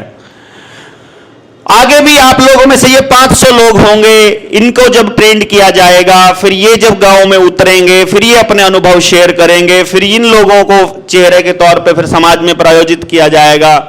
ये सारा प्रोसेस पब्लिक के सामने है, इसलिए है ताकि सबको पता चले संगठन कैसे बनाए जाते हैं, ताकि सबको पता चले कि 4 साल तक एक संगठन इस लेवल पर पहुंच गया कि कोई नेता घोषित नहीं है और सब ने अपना नेतृत्व स्वीकार किया हुआ है अपने आप, नेचुरली। देखा होगा आपने ना, वो बोलेगा यार कोई सी आदमी की अपॉइंटमेंट कर दो, मुझे हमारे साथी ने कहा, एक साथी ने, कि देवेंद्र, इस राज्य में काम करने के लिए इस साथी को अधिकृत कर दो। मैंने कहा नहीं, अगर मैंने अधिकृत कर दिया तो मालिक मैं माना जाऊंगा कि नहीं? मैं तो मालिक नहीं हूं। बोला फिर हम कर दें। तुमने भी कर दिया तो तुम भी मालिक माने जाओगे। मालिक बनने नहीं देना किसी को, ना खुद बनना है ना तुमको बनने दूंगा। फिर कैसे तय होगा? मैंने कहा अगले को बोलो कोई कार्यक्रम का आयोजन करे, कुछ भी करे। अब कार्यक्रम का आयोजन करेगा तो आदमी को सबसे बात करनी पड़ेगी। वो सबसे बात कर सकता है कि नहीं कर सकता है? सबको टैकल कर सकता है कि नहीं कर सकता है? सबको हैंडल करके सबको साथ लेके चल सकता है कि नहीं चल सकता है? उसकी उस कैपेसिटी का सबको पता चल जाएगा। अगर सबको वो व्यक्ति मंजूर है उस रूप में, तो वो अपने आप उसे स्वीकार कर लेंगे, खुद ही कह देंगे तुम आगे बढ़ो। और अभी अगर कचरा मचा हुआ है, अगर एक स्टेट में अभी 3-4 नेता पक गए हैं, तो 3-4 नेता पकना कौन सी बुरी बात है? 3-4 नेता बनना, हम तो चाहते हैं हजारों नेता हो, तो एक स्टेट में 3-4 नेता बने हुए हैं, मतलब वो सारे आपस में लड़ रहे हैं। तो मैं यही तो लड़ाई है कि अगर बंदे को इसका मतलब बात समझ में नहीं आई हुई है उनको। अगर 4 नेता बनकर चारों आपस में लड़ रहे हैं तो इसका मतलब है चारों को बात समझ में नहीं आई हुई है।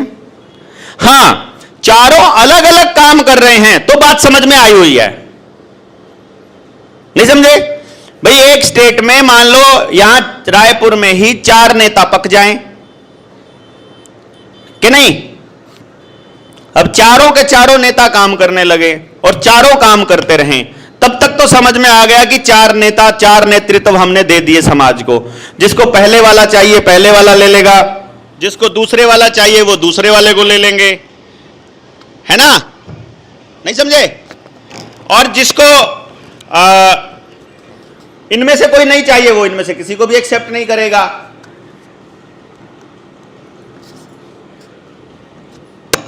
तो बहुत आसान है ये, तो बहुत ही ज्यादा आसान है ये वाला पॉइंट कि भाई 4 नेता हो गए हैं। फिर वो बोलता है हां, अगर चारों में से कोई एक बाकी 3 की बुराई करता है कॉन्टिन्यूअसली, लगातार, या चारों आपस में एक दूसरे की बुराई लगातार करते हैं, बुराई कर, देखो एक होता है अपना स्पष्टीकरण देना, एक होता है सामने वाले को गालियां देना, सामने वाले को नीचा दिखाना, सामने वाले को बुरा भला कहना। अगर वो सामने वाले को बुरा भला कह रहा है तो इसका मतलब है अभी वो लड़ाई को समझा नहीं है, और जो लड़ाई को समझा ही नहीं है वो मोर्चे की लड़ाई को लड़ ही नहीं सकता। क्यों? अब इसका मतलब है वो स्टेट अभी तैयार नहीं है। नहीं तैयार है तो इंतजार करेंगे यार जब तक कोई सही नेतृत्व नहीं आ जाएगा। जबरदस्ती किसी की भी जिम्मेदारी लगाने का क्या मतलब है? और फिर हम कौन है जिम्मेदारी लगाने वाले? ये जो लोग बैठे हैं ये कोई मूर्ख थोड़ी ना, ये भेड़ थोड़ी है कि किसी के भी पीछे लग लेंगी। इनको क्या दिखाई नहीं देता है कि ये आदमी ठीक से कर रहा है कि नहीं कर रहा है? हमने क्या कहा है? मजबूरी में नहीं करना है। मान लीजिए आपको देवेंद्र की कोई बात बुरी लगती है, तो भाई इतने साल इतने दिनों तक आप देख रहे हो काम कैसे किया जाता है, अपना काम चालू करके लोगों को जगाना चालू कर दो ना, क्या दिक्कत है? ये मोर्चा आपसे कहीं नहीं भागा। इसकी खासियत क्या है मालूम है? आप बताओ कौन कौन इस जनता सरकार मोर्चा का सदस्य अपने आप को मानता है? बुलाओ हाथ खड़ा करके। ये तो सारे मानते हैं, हाथ नीचे करो। किसने ज्वाइनिंग दिवाया आपको? किसी ने नहीं, तो मोर्चे से कौन निकाल सकता है आपको? जब किसी ने ज्वाइनिंग ही नहीं दिलाई तो कौन निकाल देगा भैया? है? नहीं समझे? तो जब जी करे निकल जाओ, जब जी करे फिर आ जाओ। सब जगह दरवाजे खिड़कियां, कोई चक्कर नहीं है। ना किसी के साथ कोई जबरदस्ती है कि आपको आना होगा, ना किसी को कोई दिक्कत है कि आप जा रहे हो, ना दिक्कत है 2 रह गए, ना दिक्कत है 2000 हो गए, कोई टेंशन नहीं है। हम इस रास्ते पर हैं। ये 3 दिन का कार्यक्रम ये बताने के लिए है कि हम इस रास्ते पर हैं। मेरा नाम देवेंद्र बल्हारा है, मैं मूल रूप से शिक्षक हूं। मैं अपना शिष्य कुल शुरू करना चाहता हूं। शिष्य कुल के जरिए मैं अपने को मैं अपने उस एजुकेशन सिस्टम को पूरे समाज को देना चाहता हूं जिससे मैं ये बता सकूं कि हर बच्चे को रोजगार देने वाली शिक्षा हर गांव में स्थापित की जा सकती है। मुझे अपना शिष्यकुल शुरू करने के लिए आपकी मदद चाहिए। मैं इसलिए मोर्चे से जुड़ा हूं, यह मेरा मकसद है। मेरा मकसद पूरा करना पाप है क्या? अपना मकसद पूरा करना यह मेरा मकसद है। मैं आपके राजनीतिक महत्वाकांक्षा पूरी करने के लिए नहीं आया हूं। हां, इस दौरान अगर 14,000 बच्चों को हम गुरुकुल में जगह देंगे, उनके 28,000 मां बाप किसी ना किसी को तो वोट करेंगे, तो राजनीतिक महत्वाकांक्षा तो अपने आप ही हो जाएगी पूरी। मतलब कहने अपने आप हो रहा है ना। वो आप में से बहुत सारे लोगों का सामान बेचना होगा तो 28,000 परिवार हमारे साथ ऑलरेडी जुड़ गए ना। इतने लोगों को सब कुछ चाहिए ना, कपड़ा लत्ता लोहा प्लास्टिक जितना जो घर का सामान सब चाहिए, तो वो तो ऑटोमेटिक हो जाएगा भैया। वो तो अपने आप होगा अगर लोग हैं तो। बाकी चीजें जो आपको चाहिए, लेकिन हिडन एजेंडा नहीं होना चाहिए। कल को यदि देवेंद्र आपको खुद चुनाव लड़ता हुआ नजर आए तो बिल्कुल स्पष्ट आपको क्लियर होना चाहिए। मेरा एक साथी था, जेल से बाहर आने के बाद मिला मुझसे, आज वो अपना ठीक ठीक साथी है, तो मुझसे मिला आकर के, तो उसने कहा ठीक ठीक नहीं मतलब अच्छा साथी है, वो अपनी टीम स्पेशल टीम लीडर्स में है। बोला कि हम कैसे यकीन कर लें, जैसे शुरू शुरू में आया ना तो सारी बातें पूछी उसने मुझसे, आपका क्या मकसद है, क्या करना चाहते हो, इस बारे में क्या है, इस बारे में क्या विचार हैं, इस बारे में क्या विचार हैं। पूरा इंटरव्यू लिया। गाड़ी में एक जगह जा रहे थे हम, जाते हुए आते हुए खूब मेरे से बुलवाया उसने, सारी बातें जान ली। जानने के बाद बोला मैं अब आश्वस्त हूं। मैंने कहा ठीक है बताओ, बताइए। मगर मैं क्या बताऊं, तुम्हारे अंदर डाउट था, मुझे तो कोई डाउट नहीं था अपने ऊपर। बोले नहीं, अब बताइए मुझे क्या करना है। मैं क्यों बताऊं? अगर तुमको खुद ही नहीं पता है करना क्या है तो फिर तुम मेरे से क्या पूछ रहे थे भाई? मैं तो सोच रहा था कि तुम मुझसे इसलिए पूछ रहे हो ताकि ये देख सको कि मैं कहां फिट होता हूं तुम्हारे वाले विजन में। तुम्हारा भी कोई विजन होगा। बोला ना नहीं, अब आप जैसा कहेंगे हम वैसा करेंगे। यार तो बात होगी, चलो कोई बात नहीं, ठीक है, फिर आगे जब जरूरत पड़ेगी मैं बुला लूंगा।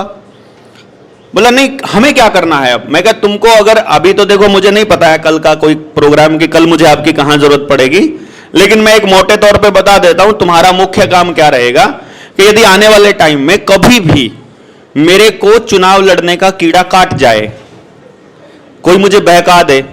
अब ये जो मेरे साथ चलते हैं, मान लो सचिन है, सिसोदिया जी हैं, मन यही चलते चलते गाड़ी में बोलते हैं देवेंद्र भाई लड़ना पड़ेगा चुनाव, तो आपको ही लड़ना पड़ेगा, आपके लड़े बिना बात बनेगी नहीं। और मेरे को भी लगने लग जाए आपके साथ पूरा देश है यार आप, अब मैं भी फील करने लग जाऊं। तो मैंने कहा मान लो बाय चांस मैं कभी लड़ने लग जाऊं तो आपका मुख्य काम होगा मुझे लड़ने नहीं देना है, और अगर मैं लड़ूं तो मेरा विरोध करना है खड़ा होकर के सभी साथियों को। तो मेरा यही काम, आपका सबसे पहला काम यही है कि यार इस आदमी को हमने, इसने नहीं बताया था कि ये चुनाव लड़ेगा, ये तो यहां आके बता दो ना मेरा चुनाव लड़ना मकसद है, क्या दिक्कत है। जिसको चुनाव में इंटरेस्ट होगा वो आपके साथ आ जाएगा, हम उसको नहीं रोकेंगे। गलत है कि सही है? तो इसलिए ये स्पष्ट आपको बिल्कुल स्पष्ट एकदम रखना है, खुद को भी साथियों को भी। और जितना कम मैनिपुलेशन होगा, जितने आप अंदर से स्पष्ट होंगे, उतनी ही लड़ाई को हम शिद्दत से लड़ पाएंगे। क्योंकि इस लड़ाई को लड़ते हुए अगर हमें रोज शाम को अपनी ही लड़ाइयां सुलझानी पड़ने लग जाएंगी ना, तो नहीं चलेगी बात ना।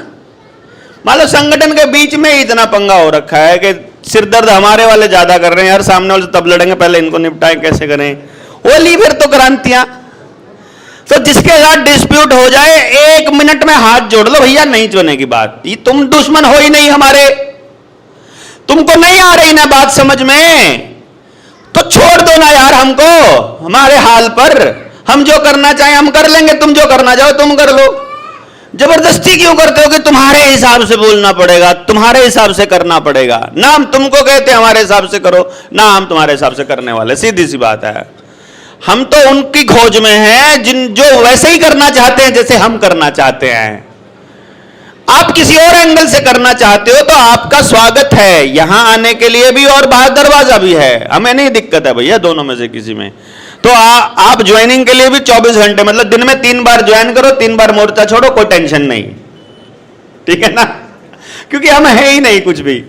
हमने बिल्कुल स्पष्ट बोला है, कोई अथॉरिटी नहीं है आपके ऊपर। और देखो कितना गजब है, 4 साल तक इतना अद्भुत एक्सपीरियंस आपने किसी और संगठन में देखा कि कोई संगठन का कर्ता धर्ता नहीं है, हैं? और संगठन अपने आप चल रहा है, लोग अपने आप बोल रहे हैं। पहली गाड़ी जब पकड़ी गई थी, अपने मोर्चे के साथियों ने आवेदन वगैरह लगा लिए, रिकवरी वालों ने गाड़ी पकड़ ली। मेरे पास फोन आया, बोले देवेंद्र भाई गाड़ी पकड़ ली। तो मैं क्या करूं भाई? बोले आपको आना होगा। मैंने पहले दिन उसको बोला, कितने देवेंद्र हैं इस मोर्चे में? देवेंद्र बलारा कितने हैं? बोला एक दिन में कितनी गाड़ियां छुड़वा सकता है वो? एक दिन में कितनी गाड़ियां? अगर नजदीक नजदीक हैं, एक ही टाइम पर पकड़ी जा रही हैं सारी की सारी, तो एक, अलग अलग टाइम पर पकड़ी जा रही है तो 2 या 3 में शिरकत कर सकता है। क्योंकि एक गाड़ी छुड़वाने जाओ तो 4-5 घंटे तो वहीं वेस्ट हो जाएंगे। फिर छुड़वाने के बाद एक पकड़ी जाए तो फिर अगले पे नंबर आ सकता है, और उसी टाइम पे कहीं और भी पकड़ी जा रही है तो दूसरी जगह पे नहीं जा पाएगा वो।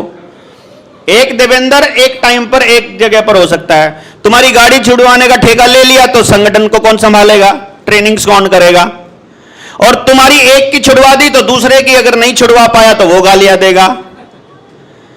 मैं तो फंस गया ना। मैंने सीधा बोला, अगर तुमने अपनी लड़ाई खुद लड़ने की नहीं सोची है, अगर तुमको यह लड़ाई समझ में ही नहीं आई है, तो तुमने आवेदन काहे को लगाया? हमने यह प्लेटफॉर्म आपको दिया है कि अपनी लड़ाई को खुद लड़ोगे और बाकी लोगों को अपना साथ देने के लिए आप अपने दिमाग से तैयार करोगे। मैं किस किस को कहूंगा भैया, अब आप में से ही 4 लोगों के मकान जब्ती होने हो तो मैं आप में से किसके घर जाने को, एक ही तारीख में होने हो तो आप बताओ देवेंद्र भाई, आप बोल दो कि मोर्चे के साथ ही आ जाएंगे। मैं किसको बोलूं किसके घर जाना चाहिए चारों में से?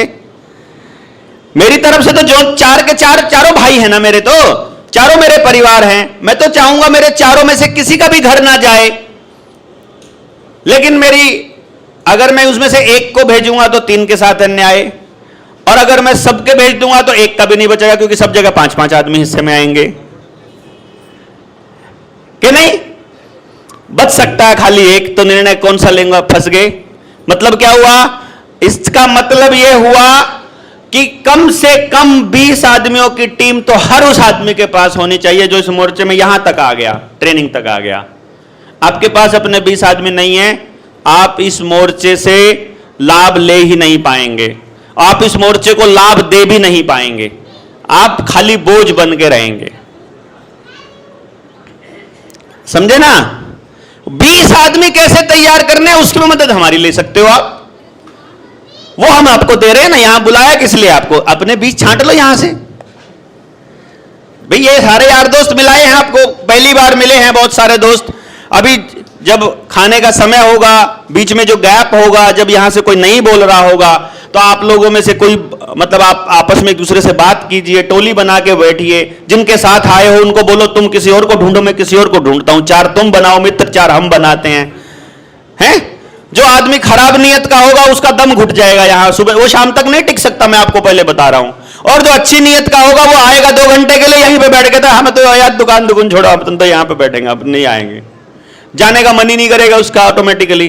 जो साफ नियत का होगा उसका यहां से जाने का मन नहीं करता, जो खराब नियत का वो यहां टिकता नहीं है। कितने दिन तक धोखा दे लेंगे भाई? कितने दिन तक मैं यहां, कितने दिन तक आवरण ओढ़ करके बैठ सक आपके सामने आता रहूंगा? कोई भी आदमी कितने दिन तक झूठ बोलेगा? अपन ने तो लंबा टाइम लिया भाई, देख लो 15 साल तक धोखा दे सकते हो क्या? 15 साल तक सच्चे होने का नाटक कर सकते हो क्या? और 15 साल तक कोई आदमी सच्चा होने का नाटक करते करते ऑटोमेटिक सच्चा हो जाएगा यार। कि नहीं? अगर मान लो बेईमानी लेके चला था कि अभी हम लोग सच्चे होने का नाटक करते करते हो जाएगा यार वो। उसको कई फिल्में देखी होगी ना, है ना? मजबूरी में ब्याह किया था, बाद में सच्ची में प्यार हो गया।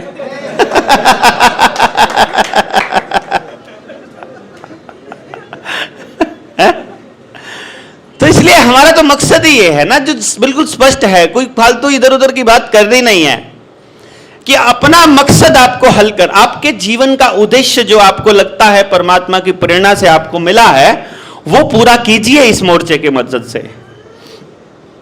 अगर वो नेक मकसद है तो कौन है जो आपकी मदद नहीं करना चाहेगा? हां, उसमें केवल आपका स्वार्थ नहीं था, अकेले आपका स्वार्थ है, फिर आदमी मदद करने से पहले यह सोचेगा कि इसकी मदद के बदले हमको क्या मिले। पर अगर स्वार्थ नहीं है तो यकीन मानिए, मैंने आज तक अपने मोर्चे के अंदर एक भी ऐसा टाइम नहीं देखा जब हमारा कोई काम रुका हो। मतलब 23 मार्च का कार्यक्रम जब हमने शुरू किया, हमारे पास कोई पैसा नहीं था, ये काम किया। अभी भी हालांकि पैसा देना पेंडिंग है मतलब हमारे पास पैसा है नहीं, पुराना किताब छपाई का भी पेंडिंग है, लोगों से उधार लेके दे रखा है, लेकिन वो काम चला ना, किताब छपी ना, कार्यक्रम हुए ना, सफल हुए ना। अभी देना है, वो उधार पड़ा है, वो अगला नहीं मांग रहा है, उसकी गनीमत, और हम अभी बचे हुए, वो अलग बात है। परंतु काम चल गया। बड़ी बात यह है कि काम रुका नहीं। अभी 500 की ट्रेनिंग होनी है अपनी ना। आप यकीन मानिए 500 की ट्रेनिंग करने के लिए हमारे पास कोई संसाधन उपलब्ध नहीं है। 500 लोगों को ठहराने की और 500 लोगों के लिए इतना बड़ा आयोजन करने की, आप बता दो कहीं पर कोई जगह मिल नहीं रही हमको।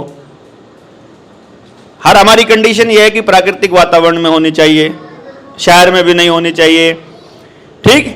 अब इसकी व्यवस्था करने के लिए कितने सारे धन की आवश्यकता पड़ेगी। मोर्चे के पास कोई पैसा नहीं, लेकिन हम सब बोले कैसे हो, अरे मगा हो जाएगा। इन्होंने बोला जी राजीव भाई की पुण्यतिथि पर 30 नवंबर जो आने वाला है, वो उसी ट्रेनिंग के बीच में एक दिन आता है। 24 नवंबर से 1 दिसंबर तक हम लोग इसको कर रहे हैं। तो उन्होंने बोला कि चलो उस दिन हम संकल्प दिवस मनाएंगे, व्यवस्था परिवर्तन संकल्प दिवस मनाकर व्यवस्था परिवर्तन के लिए पूरे देश में निकलेंगे। तो क्या हम उसके लिए टी शर्ट और वो सब छपवा लें, उनके फोटो वगैरह? मगर छपवा लो, पैसा एक नहीं है। देखो कमाल की बात, पैसा नहीं है। बोला अब बोले कि कल बात कर रहे थे कि उसको उनका टी शर्ट्स का नाप देना है, इतना सारा देना है, इतना खर्चा हो जाएगा। मैं कहा हो जाएगा, कोई नहीं। कब देने उसको पैसे? लो तो जब जाएंगे तो मैं कहा यहाँ से 2 तारीख को जाएंगे, मैं 2 तक तो अरेंजमेंट कर देंगे। ऊपर वाले को बोलेंगे भेजो यार किसी को, कोई ना कोई किताब कोई ले लेगा, टेंट का खर्चा, कोई ओट ले हमारे टॉयलेट्स का खर्चा, कोई ओट ले हमारे खाने का खर्चा, कोई ओट ले हमारा इसका। नहीं कोई होता है तो सारे जने जो बाकी बचेगा मिल बांट करके देख लेंगे क्या हिस्से में आता है। 500 लोगों के हिस्से में क्या आएगा? कुछ भी नहीं यार, हैं भाई। 2000 रुपए एक जने की जिम्मेदारी लगा, तब 10 लाख इकट्ठे कर देंगे। 500 लोग व्यवस्था परिवर्तन के लिए निकलेंगे। लेकिन फिलहाल हम सोचेंगे कि किसी तरह से समाज सहयोग कर दे, हम उसी से कहेंगे समाज से कि हमारा सहयोग करो, जो बचेगा वो साथियों से कर लेंगे। और हम तो ये कहते ही हैं भैया, हमारा तो सिंपल सा फंडा है कि हमारे इस मोर्चे में आया हुआ एक भी पैसा हम व्यक्तिगत रूप से खर्च नहीं करते हैं। तो इतने दिनों से अगर ये चल रहा है मोर्चा, तो उसका पीछे जो सबसे बड़ा जो फोर्स है, सबसे बड़ी ताकत है, वो स्व अनुशासन की और प्रकृति की ताकत है, परमात्मा की ताकत है। उसी की प्रेरणा से, उसी के आशीर्वाद से यहां तक हम लोग पहुंचे हैं, और उसी से ये आगे संभव होगा, आगे बढ़ना। इसके अलावा अब आप बताओ, ये सृष्टि किसने बनाई? किसने बनाई? प्रकृति परमात्मा ने बनाई ना। तो इसकी जिम्मेदारी किसकी है? जिसने बनाई उसी की जिम्मेदारी है। तो अपन तो ठेकेदार नहीं है, अपन है मजदूर आदमी। अब मजदूर क्या करता है? सुबह सुबह 9 बजे खड़ा हो जाता है मालिक के दरवाजे पे जाके, बोलेगा जी बताओ क्या करना है। मालिक बोलेगा जी मिस्त्री से पूछो। मिस्त्री बोलेगा जी क्या करना है? बोला वो बना ले, तगार बना ले, सीमेंट घोल ले, या वो बोलेगा मिट्टी घोल ले, वो बोलेगा ईंट ले आ इतनी, वो बोलेगा इतना ये ले आ। वो काम है मिस्त्री का बताना। मिस्त्री के पास जब काम नहीं है तो मालिक बताएगा। तो सीधी सी बात है भैया, यहां तो अपन लोग है मजदूर आदमी, मालिक है वो बैठा है, काम बिगड़ रहा है, उसका बिगड़ रहा है, उसकी बनाई हुई व्यवस्था खराब हो रही है। हम बताओ कोई टेंशन नहीं है हमको, उसने दिए मात्र 50, 60, 100 साल है, उसमें से 30-35 साल खो दिए ऐसे कचरा, पढ़ाई पढ़ने में, नौकरी करने में। समझ में अकल आई जब 35 साल जा चुके थे। मां काम करने के लिए मुश्किल से 10-15 साल की हिम्मत बची है और आगे काम करने की। 10-15 साल में करोड़ों साल की व्यवस्था को ठीक कर लेंगे हम। काहे को ठेकेदार बनते हैं यार? हमारे बस का है ठीक करना? अरे नहीं यार, हमारे बस का नहीं है। हम तो क्या है, अपना रोल अदा करने को खाली करना है। जो अपना काम है वो पूछो, तुमको क्या करवाना है, आज का काम क्या है बताओ, आज ये करना है, ठीक है कर रहे हैं, आज ये करना है कर रहे हैं, आगे इंतजाम कैसे होगा मुझे क्या मतलब। ये साथी कई लोग बोलते हैं कैसे होगा जी, आगे कैसे होगा, मुझे क्या पता, मालिक जाने, उसका काम है। मेरा काम होगा, मैं मालिक होऊंगा तो मैं जानूंगा, उसका काम होगा तो वो जानेगा। उसने प्लानिंग बना रखी होगी, उसने फंड भी इकट्ठा कर रखा होगा, उसने सारा काम करके रखा होगा, उसका काम है, अपना नहीं है भाई। हमारा काम है, हम निकल पड़े हैं, तुम्हारे भरोसे होके निकल पड़े हैं, तुम्हारा काम करने चले हैं। तुम्हें लगता हो तुम्हारा काम कर रहे हैं तो मदद कर देना, तुम्हें लगता हो कि नहीं कर रहे हैं तो नहीं होगी मदद, ऑटोमेटिक घर बैठ जाएंगे। बहुत सारी क्रांतियां फेल हुई तो हैं। जिन लोगों ने उस क्रांति को अपना बना लिया, जिन्होंने अपने अहंकार का विषय बना लिया, वो घर बैठ गए थोड़े दिनों के बाद। क्या बदल पाए? कुछ भी नहीं बदला। बदल पाएंगे हम भी नहीं, लेकिन हो सकता है कि नेक्स्ट जनरेशन को थोड़ा बहुत रास्ता दिखा पाए कि भैया यहां तक हमने कर लिया, अब अगले वाले आ जाओ। ये तो 500 तैयार हो रहे हैं, ये इसलिए तो तैयार करने की शायद हो रहा हो कि अब तुम्हारा चुप होने का टाइम आ गया, तुम आराम से घर बैठो, ये 500 अपने आप संभाल लेंगे।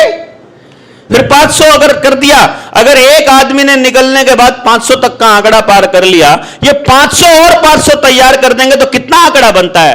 2.5 लाख का आंकड़ा बनता है साथी। 2.5 लाख क्रांतिकारी हो गए तो 7 लाख गांव तक जाने में कितना टाइम लगेगा रे? हैं? पूरे भारत को बदलने में कितना समय लगेगा? जितना टाइम लगेगा एक गांव को समझाने में कितना समय लगता है? 1000 गांव, अगर 1000 घर हैं किसी गांव के अंदर, 1000 घर, और उस गांव में 5 साथी हों, तो एक आदमी के हिस्से में कितने? 5 साथी है ना, तो 200 घर आए। अगर रोज एक घर को वो कवर कर दे बैठ के समझाने के लिए, तो 200 घरों को समझाने में 200 दिन लगेंगे। वो 200 दिन 1 साल में पूरा कर दे, वो 200 दिन 3 साल में पूरा कर दे, जितने टाइम में पूरा कर दे, हर आदमी तक हर जानकारी पहुंचाई जा सकती है। यदि गांव में हमारे पास 5 आदमी हो तो हमारा टारगेट क्या है गांव में? 10 आदमियों का। और 10 आदमी हो तो 1000 घर हो तो 100 घर। लेकिन एक बात सोचो, जब 10 आदमी बनेंगे और वो मोहल्ले में निकलेंगे, 10 आदमी डेली के डेली 10 घरों को करेंगे। एक घर को एक जना कर रहा है, 10 घरों। क्या 10 घरों में से रोज की रोज वो एक घर भी नहीं निकाल सकते जहां से कोई क्रांतिकारी बोले कि मैं भी तुम्हारे साथ चलने को तैयार हूं? निकाल सकता है ना। तो पहले दिन तो हमारे पास 10 साथी हैं, अगले दिन हमारे पास 11 हो गए हैं, अगले दिन हमारे पास 12 हो गए। जितना कैलकुलेशन करके चलोगे ना, जितना चलोगे यहां से कि इतने साथी हैं, अब चलते हैं, इतने दिन में पूरा हो जाएगा, उससे पहले पूरा होगा, मैं ये बता रहा हूं। लेकिन चलना पड़ेगा उसके लिए। चलेंगे नहीं तो होगा नहीं, लेकिन चलेंगे तो जितने समय में सोचा उससे पहले होगा, गारंटी है। क्योंकि काम अपना नहीं है, उसको पूरा करने की सारी तैयारी उसने करके रखी हुई है पहले से ही। यहां पे लड़ने के लिए कैसे कैसे आदमी की जरूरत है, मैं सब साथियों को बोलता था, जिस आदमी की जब जरूरत होगी अपनी ट्रेनिंग में अपने आप आ जाएगा। कुछ करने की जरूरत नहीं है, खाली ऐलान करना है कि भैया आप लोगों को बुलाया था किसी ने, मैसेज ही तो पहुंचा था ना, संदेश पहुंच गया, अपने साथियों ने आपको बुलाया, वो प्रेरणा आपके अंदर आई। कोई जबरदस्ती कर सकता था आपके साथ यहां आने की? जबरदस्ती नहीं कर सकता था ना, है? तो इसलिए ये ऐसी प्रोसेस शुरू हो चुकी है जो ये मान चुकी है कि ये काम हमारा नहीं है, ये उसका काम है, हम अपनी ड्यूटी दे रहे हैं खाली। और आप अगर इस नियत से आगे बढ़ेंगे तो इस मोर्चे में मुझे नहीं लगता, मैं 500 लोगों की कह रहा हूं तो 5000 लोगों की टीम बनने में कुछ ज्यादा समय लगेगा क्या? नहीं भाई, आप लोगों को देखो, जो लोग आए थे यहां अपने लोन के आवेदन को लेकर या दूसरे मसलों को लेकर, उस पर तो हमने बोल दिया ना, आपको नंबर दे दिया, उधर चले जाइए, वहां से आपके पास लिंक आ जाएगा। अपनी YouTube की हर वीडियो में डिस्क्रिप्शन में जाएंगे जहां मोर लिखा होता है और वहां आगे मोर लिखा होता है, उस पर क्लिक करोगे तो वहां रुपए को लेकर के वीडियो बना रखी है, क्या करना है वो बता रखा है। उन वीडियोस को सुन लीजिए, अपने उसको बिल्कुल दिमाग में उतार लीजिए। जो आपके पास आवेदन बनकर आया है उसकी भाषा को एकदम पक्का याद कर लीजिए, जैसे स्कूल में पढ़ने वाला पाठ याद होता है। और आपको अधिकारियों से क्या पूछना है, क्या कहना है, वो सब हमने वीडियोस में बता रखा है। कोई टेंशन नहीं, मतलब नॉलेज का पंगा है। कोई ऐसा साथी भी है जिसने बैंक वालों से केवल वीडियोस देख करके लड़ाई लड़ ली हो? कोई है यहां बैठा? क्योंकि हर बार कोई ना कोई मिल जाता है। हाथ खड़े करो। ये देखो 5 6 7 लोग तो ऐसे यहां पर बैठे हैं जो ना मतलब मोर्चे में पहली बार आए हैं, अपने आप वीडियो सुन के ही लड़ लिए बैंक वालों से। बताओ, और इनमें से 7 वालों बैंक वाले वापस कितने लोगों के गए? कितने लोगों ने वापस भगा दिए? सबने भगा दिए ना। बस पहली बार तो आप सब भगा सकते हो, लेकिन पंगा क्या होगा जब बैंक वालों को पता चल जाएगा कि इन लोगों को इस बात की नॉलेज हो गई है, अब हम जबान से तो कम से कम इनसे नहीं लड़ सकते। फिर वो ताकत का इस्तेमाल करेंगे खाकी वर्दी की। खाकी वर्दी की ताकत को से बचने के लिए अपने पास लोग होने चाहिए, और आपकी ताकत वो लोग हैं जिनका आवेदन नहीं लगा हुआ, जिनके लोन का मसला नहीं है। मैं इसका आपको एग्जाम्पल देता हूं एक। मैं और मेरी पत्नी हम लोग ट्रेन से जा रहे थे अहमदाबाद, अभी पिछले महीने की बात है। हम जहां बैठे थे उसमें डब्बे में, वहां पर एक बंदा था जिसने बाद में बताया कि वो आर्मी से है। पहले नहीं बताया उसने, पहले वो बहुत शांत स्वभाव से बात करता रहा। तो वो बैठा था, हम लोग भी बैठे थे। हमने आपस में कोई बातचीत नहीं हमारी। वो बहुत शर्मीला सा था, उसने मतलब हम तो क्या ढूंढते हैं कोई बात करने को मिल जाए, कि हमारे पास तो भरा पड़े हैं, खाली होने को तैयार रहते हैं हम तो, हैं कि कोई ट्रेन में बस में कहीं भी चालू हो जाते हैं। तो अब हम बहाना ढूंढते हैं, कोई हमको पैकेट वाला खाता हुआ दिख जाए, कोई हमको वहां पर कुछ ऐसा काम करता दिख जाए, कोई बच्चों को डांटता मिल जाए तो बच्चों पे तो हम चालू हो जाएंगे, हैं कोई कुछ भी ऐसा कुछ करता मिल जाए, बस अपन फिर अपना यारी दोस्ती बन जाती है, फिर अपना लिंक बन जाता है, बंदा जुड़ जाता है। तो जी टीटी आ गया, उसने बोला हाँ जी, हाथ लगाया उसको। हाँ आपका नाम? उसने नाम बताया। कहां से चढ़े आप? बोला जी चंडीगढ़ से। टिकट कहां से थी आपकी? टिकट उसकी पीछे से थी, हिमाचल से, जहां से वो ट्रेन आई थी। उसने बोला उस चौक से, वहां से टिकट थी। तो आपकी तो टिकट कैंसिल हो गई है, आपकी बोर्डिंग वहां से थी। बोला हाँ। तो जब टिकट वहां से थी तो आप यहां से क्यों चढ़े? बोला वो कुछ इमरजेंसी हो गई थी, मेरे घर में बीमार हो गए थे तो उनको लेके हॉस्पिटल चंडीगढ़ आए थे, तो मैं चंडीगढ़ उस फैमिली को छोड़ के अब मैं अपनी ड्यूटी ज्वाइन करने के लिए जा रहा हूं। आप तो नहीं बैठ सकते इसमें, आपकी टिकट कैंसिल हो चुकी है, देखो रेड लाइन आ गया। बोला भाई साहब मैंने टिकट कराई थी। बोला टिकट कैंसिल हो चुकी है, रेड हो गया है। ऑनलाइन होता है सब कुछ, आपको नहीं पता है क्या? ये टिकट आपकी कैंसिल हो चुकी है, आपको उतरना पड़ेगा अगले स्टेशन पर। मैं बोला मैं क्यों उतरना पड़ेगा भाई? मैंने सीधा भाई बोला, मैं क्यों उतरना पड़ेगा भाई? अगले ने टिकट उससे ज्यादा सफर की ले रखी है जितना अगला कर रहा है, बाकी टाइम तुम्हारी ट्रेन खाली आई थी ना। बोला क्या मतलब है? मैं कहा टिकट नहीं ले रखी है इसने। बोला ले रखी है तो क्या खरीद ली ट्रेन? मैं कहा हाँ, ये सीट इसने खरीद ली। कैसे खरीद ली? कैंसिल हो गई लाल। मैं कहा अपने लाल डब्बे लेके चल कहीं और। मैंने कहा ये टिकट मैंने खरीद रखी है, मेरी सीट पे मैंने हाथ लगाया जहां मैं बैठा था, ये टिकट मैंने खरीद रखी है गुजरात के साबरमती के स्टेशन तक, और आज के लिए खरीद रखी है। और तेरी मां ने दूध पिलाया तो इस सीट पे बैठ के दिखा दे मेरी मर्जी के बिना।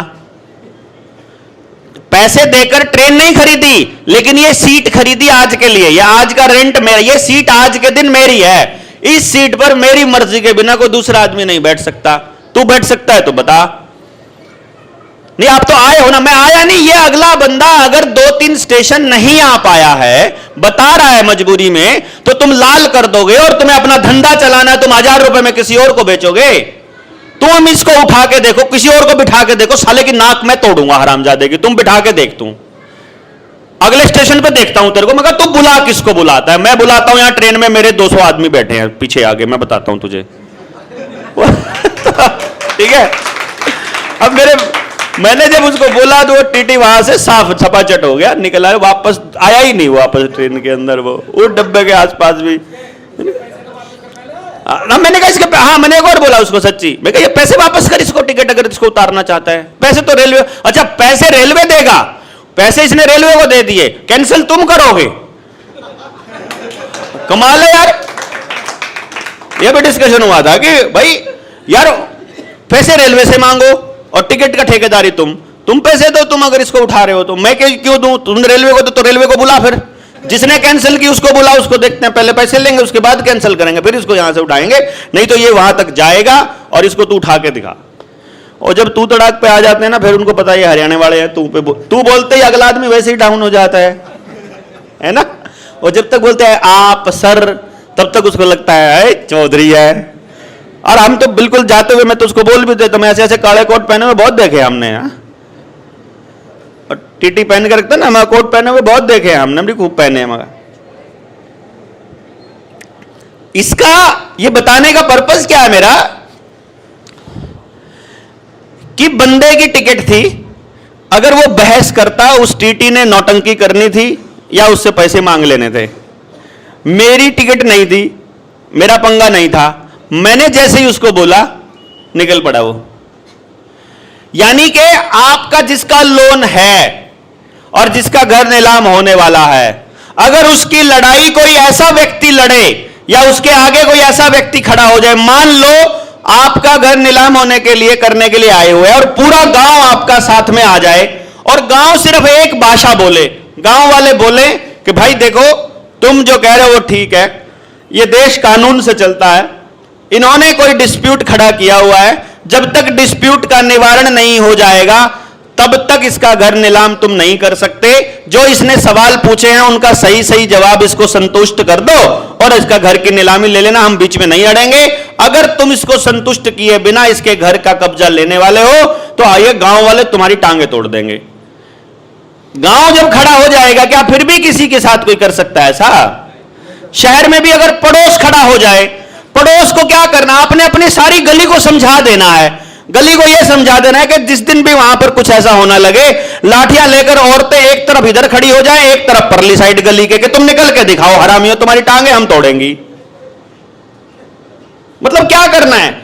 जिस दिन यह होने लगेगा कि जिनका झगड़ा है, जब समाज को यह पता चलेगा कि इनके घर की नीलामी इनकी नाकामी की वजह से या इनके काम ना करने की वजह से या इनकी नाकामयाबी या फिर इनके पैसा ना कमाने की वजह से नहीं है, असल में इनके घर की नीलामी सिस्टम की बेईमानी की वजह से है, बैंकों के षड्यंत्र के तहत है। आपका लोन कितना था? 1,63,00,000 रुपए का। देखो जी जरा केस सुनो, 1,63,00,000 रुपए का लोन है, 4 साल से भर रहे हैं, 4-5 साल से 1,35,00,000 रुपया भर चुके हैं। कितना बचा हुआ है आपके हिसाब से? कितना बचना चाहिए? 1,63 लिया था, 1,35 दे दिया, 30 लाख रुपए का लोन और बचा होगा, या ज्यादा करो 35 लाख का, अभी भी 1,70,00,000 तो देना है बंदे ने। देख लो। और हर बार हर महीने किस्तें चुकाने के बाद भी, हर महीने 2-3 लाख बढ़ा के ही बताते कि अभी और बढ़ गया। चुका पाएंगे ये कभी? है? अरे भैया हो ही नहीं सकता है चुका पाएंगे। अब इसमें पूरे समाज को खड़ा होना चाहिए ना, ये कौन सा लॉजिक है? ये कैसी बैंकिंग है जिसमें तुम 1,63 लेकर के 1,63 दे करके 1,35 ले करके भी 1,70 लेना चाहते हो?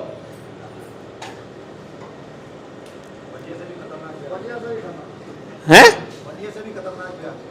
वही, मैं सूदखोरों से भी खतरनाक ब्याज। और ये जाल इतना जबरदस्त है, जो एक बार फंस गया क्रेडिट कार्ड के जाल में, लोन के जाल में, इन हाउस लोन के चक्कर में जो फंस गया ना बेटा, फंस गया।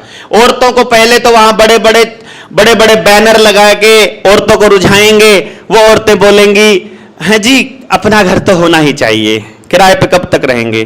फिर जब ले लेते हैं, उस घर की किस्तें चुकाने के लिए कॉम्प्रोमाइज करते हैं, ना सुबह का पता ना रात का पता, दिन रात बंदा काम करता है, चुकता कभी होगा ही नहीं वो। सारी जिंदगी मेरी पत्नी ने जब मुझे कहा घर ले लेना चाहिए अपना, मैंने कहा अगर तुम चाहती हो मैं अपनी सारी जवानी किस्तें चुकाने में गुजार दूं तो ले लेता हूं, अदरवाइज घर वालों ने गांव में बना रखा है, अपना जाके उसमें रहेंगे या वो बेच करके कहीं और ले लेते हैं, नहीं लेना यार। बड़ा शहर में अगर रहना है, बहुत बेवकूफ लोगों ने मकान बना के रखे हैं, उनमें समझदार आदमी किराए पे रहते हैं। शहर में अपने मकान का क्या मतलब है? शहर का मतलब क्या है? शहर का मतलब नरक, शहर का मतलब ही नरक है। आप जाओगे वहां गंदी गंदी नालियां हैं, ठीक है, पानी आपको कौन सा मिलता है? लैट्रिन का पानी पीने को मिलता है, लैट्रिन के ही पानी को रिट्रीट करके आपको भेजते हैं, साथ में फ्लोराइड मिला के भेजते हैं। पक्षियों की आवाज सुनने को तरस जाते हो, पेड़ देखने को तरस जाते हो, पार्क में जितनी घास लगी है सारी नेगेटिव ऊर्जा की देती है, आपके बच्चों को कुछ भी पॉजिटिव नहीं मिलता है, सारा पोल्यूशन, सारा दिन की टी टी पी पी दिमाग की शांति को भंग करती है, वो दिमाग की शांति परिवार की शांति को भंग करती है। और भारत के स्ट्रक्चर को समझोगे, भारत में गांव के अंदर कोई भी गलत काम करना अनिवार्य नहीं था। सिनेमा कहां होगा? शहर में। वैश्यालय कहां होगा? शहर में। दारू पीने कहां जाना पड़ेगा? शहर में। सब रंडी खाने और सारे उल्टे काम कहां होंगे? शहर में। शहर सिर्फ गंदे लोगों की जगह है रहने के लिए, अच्छा आदमी शहर में रह ही नहीं सकता है। तो शहर बनाया इन्होंने इसलिए, लेकिन अब सबको क्या लालच दे रखा है कि शहर में जाना है।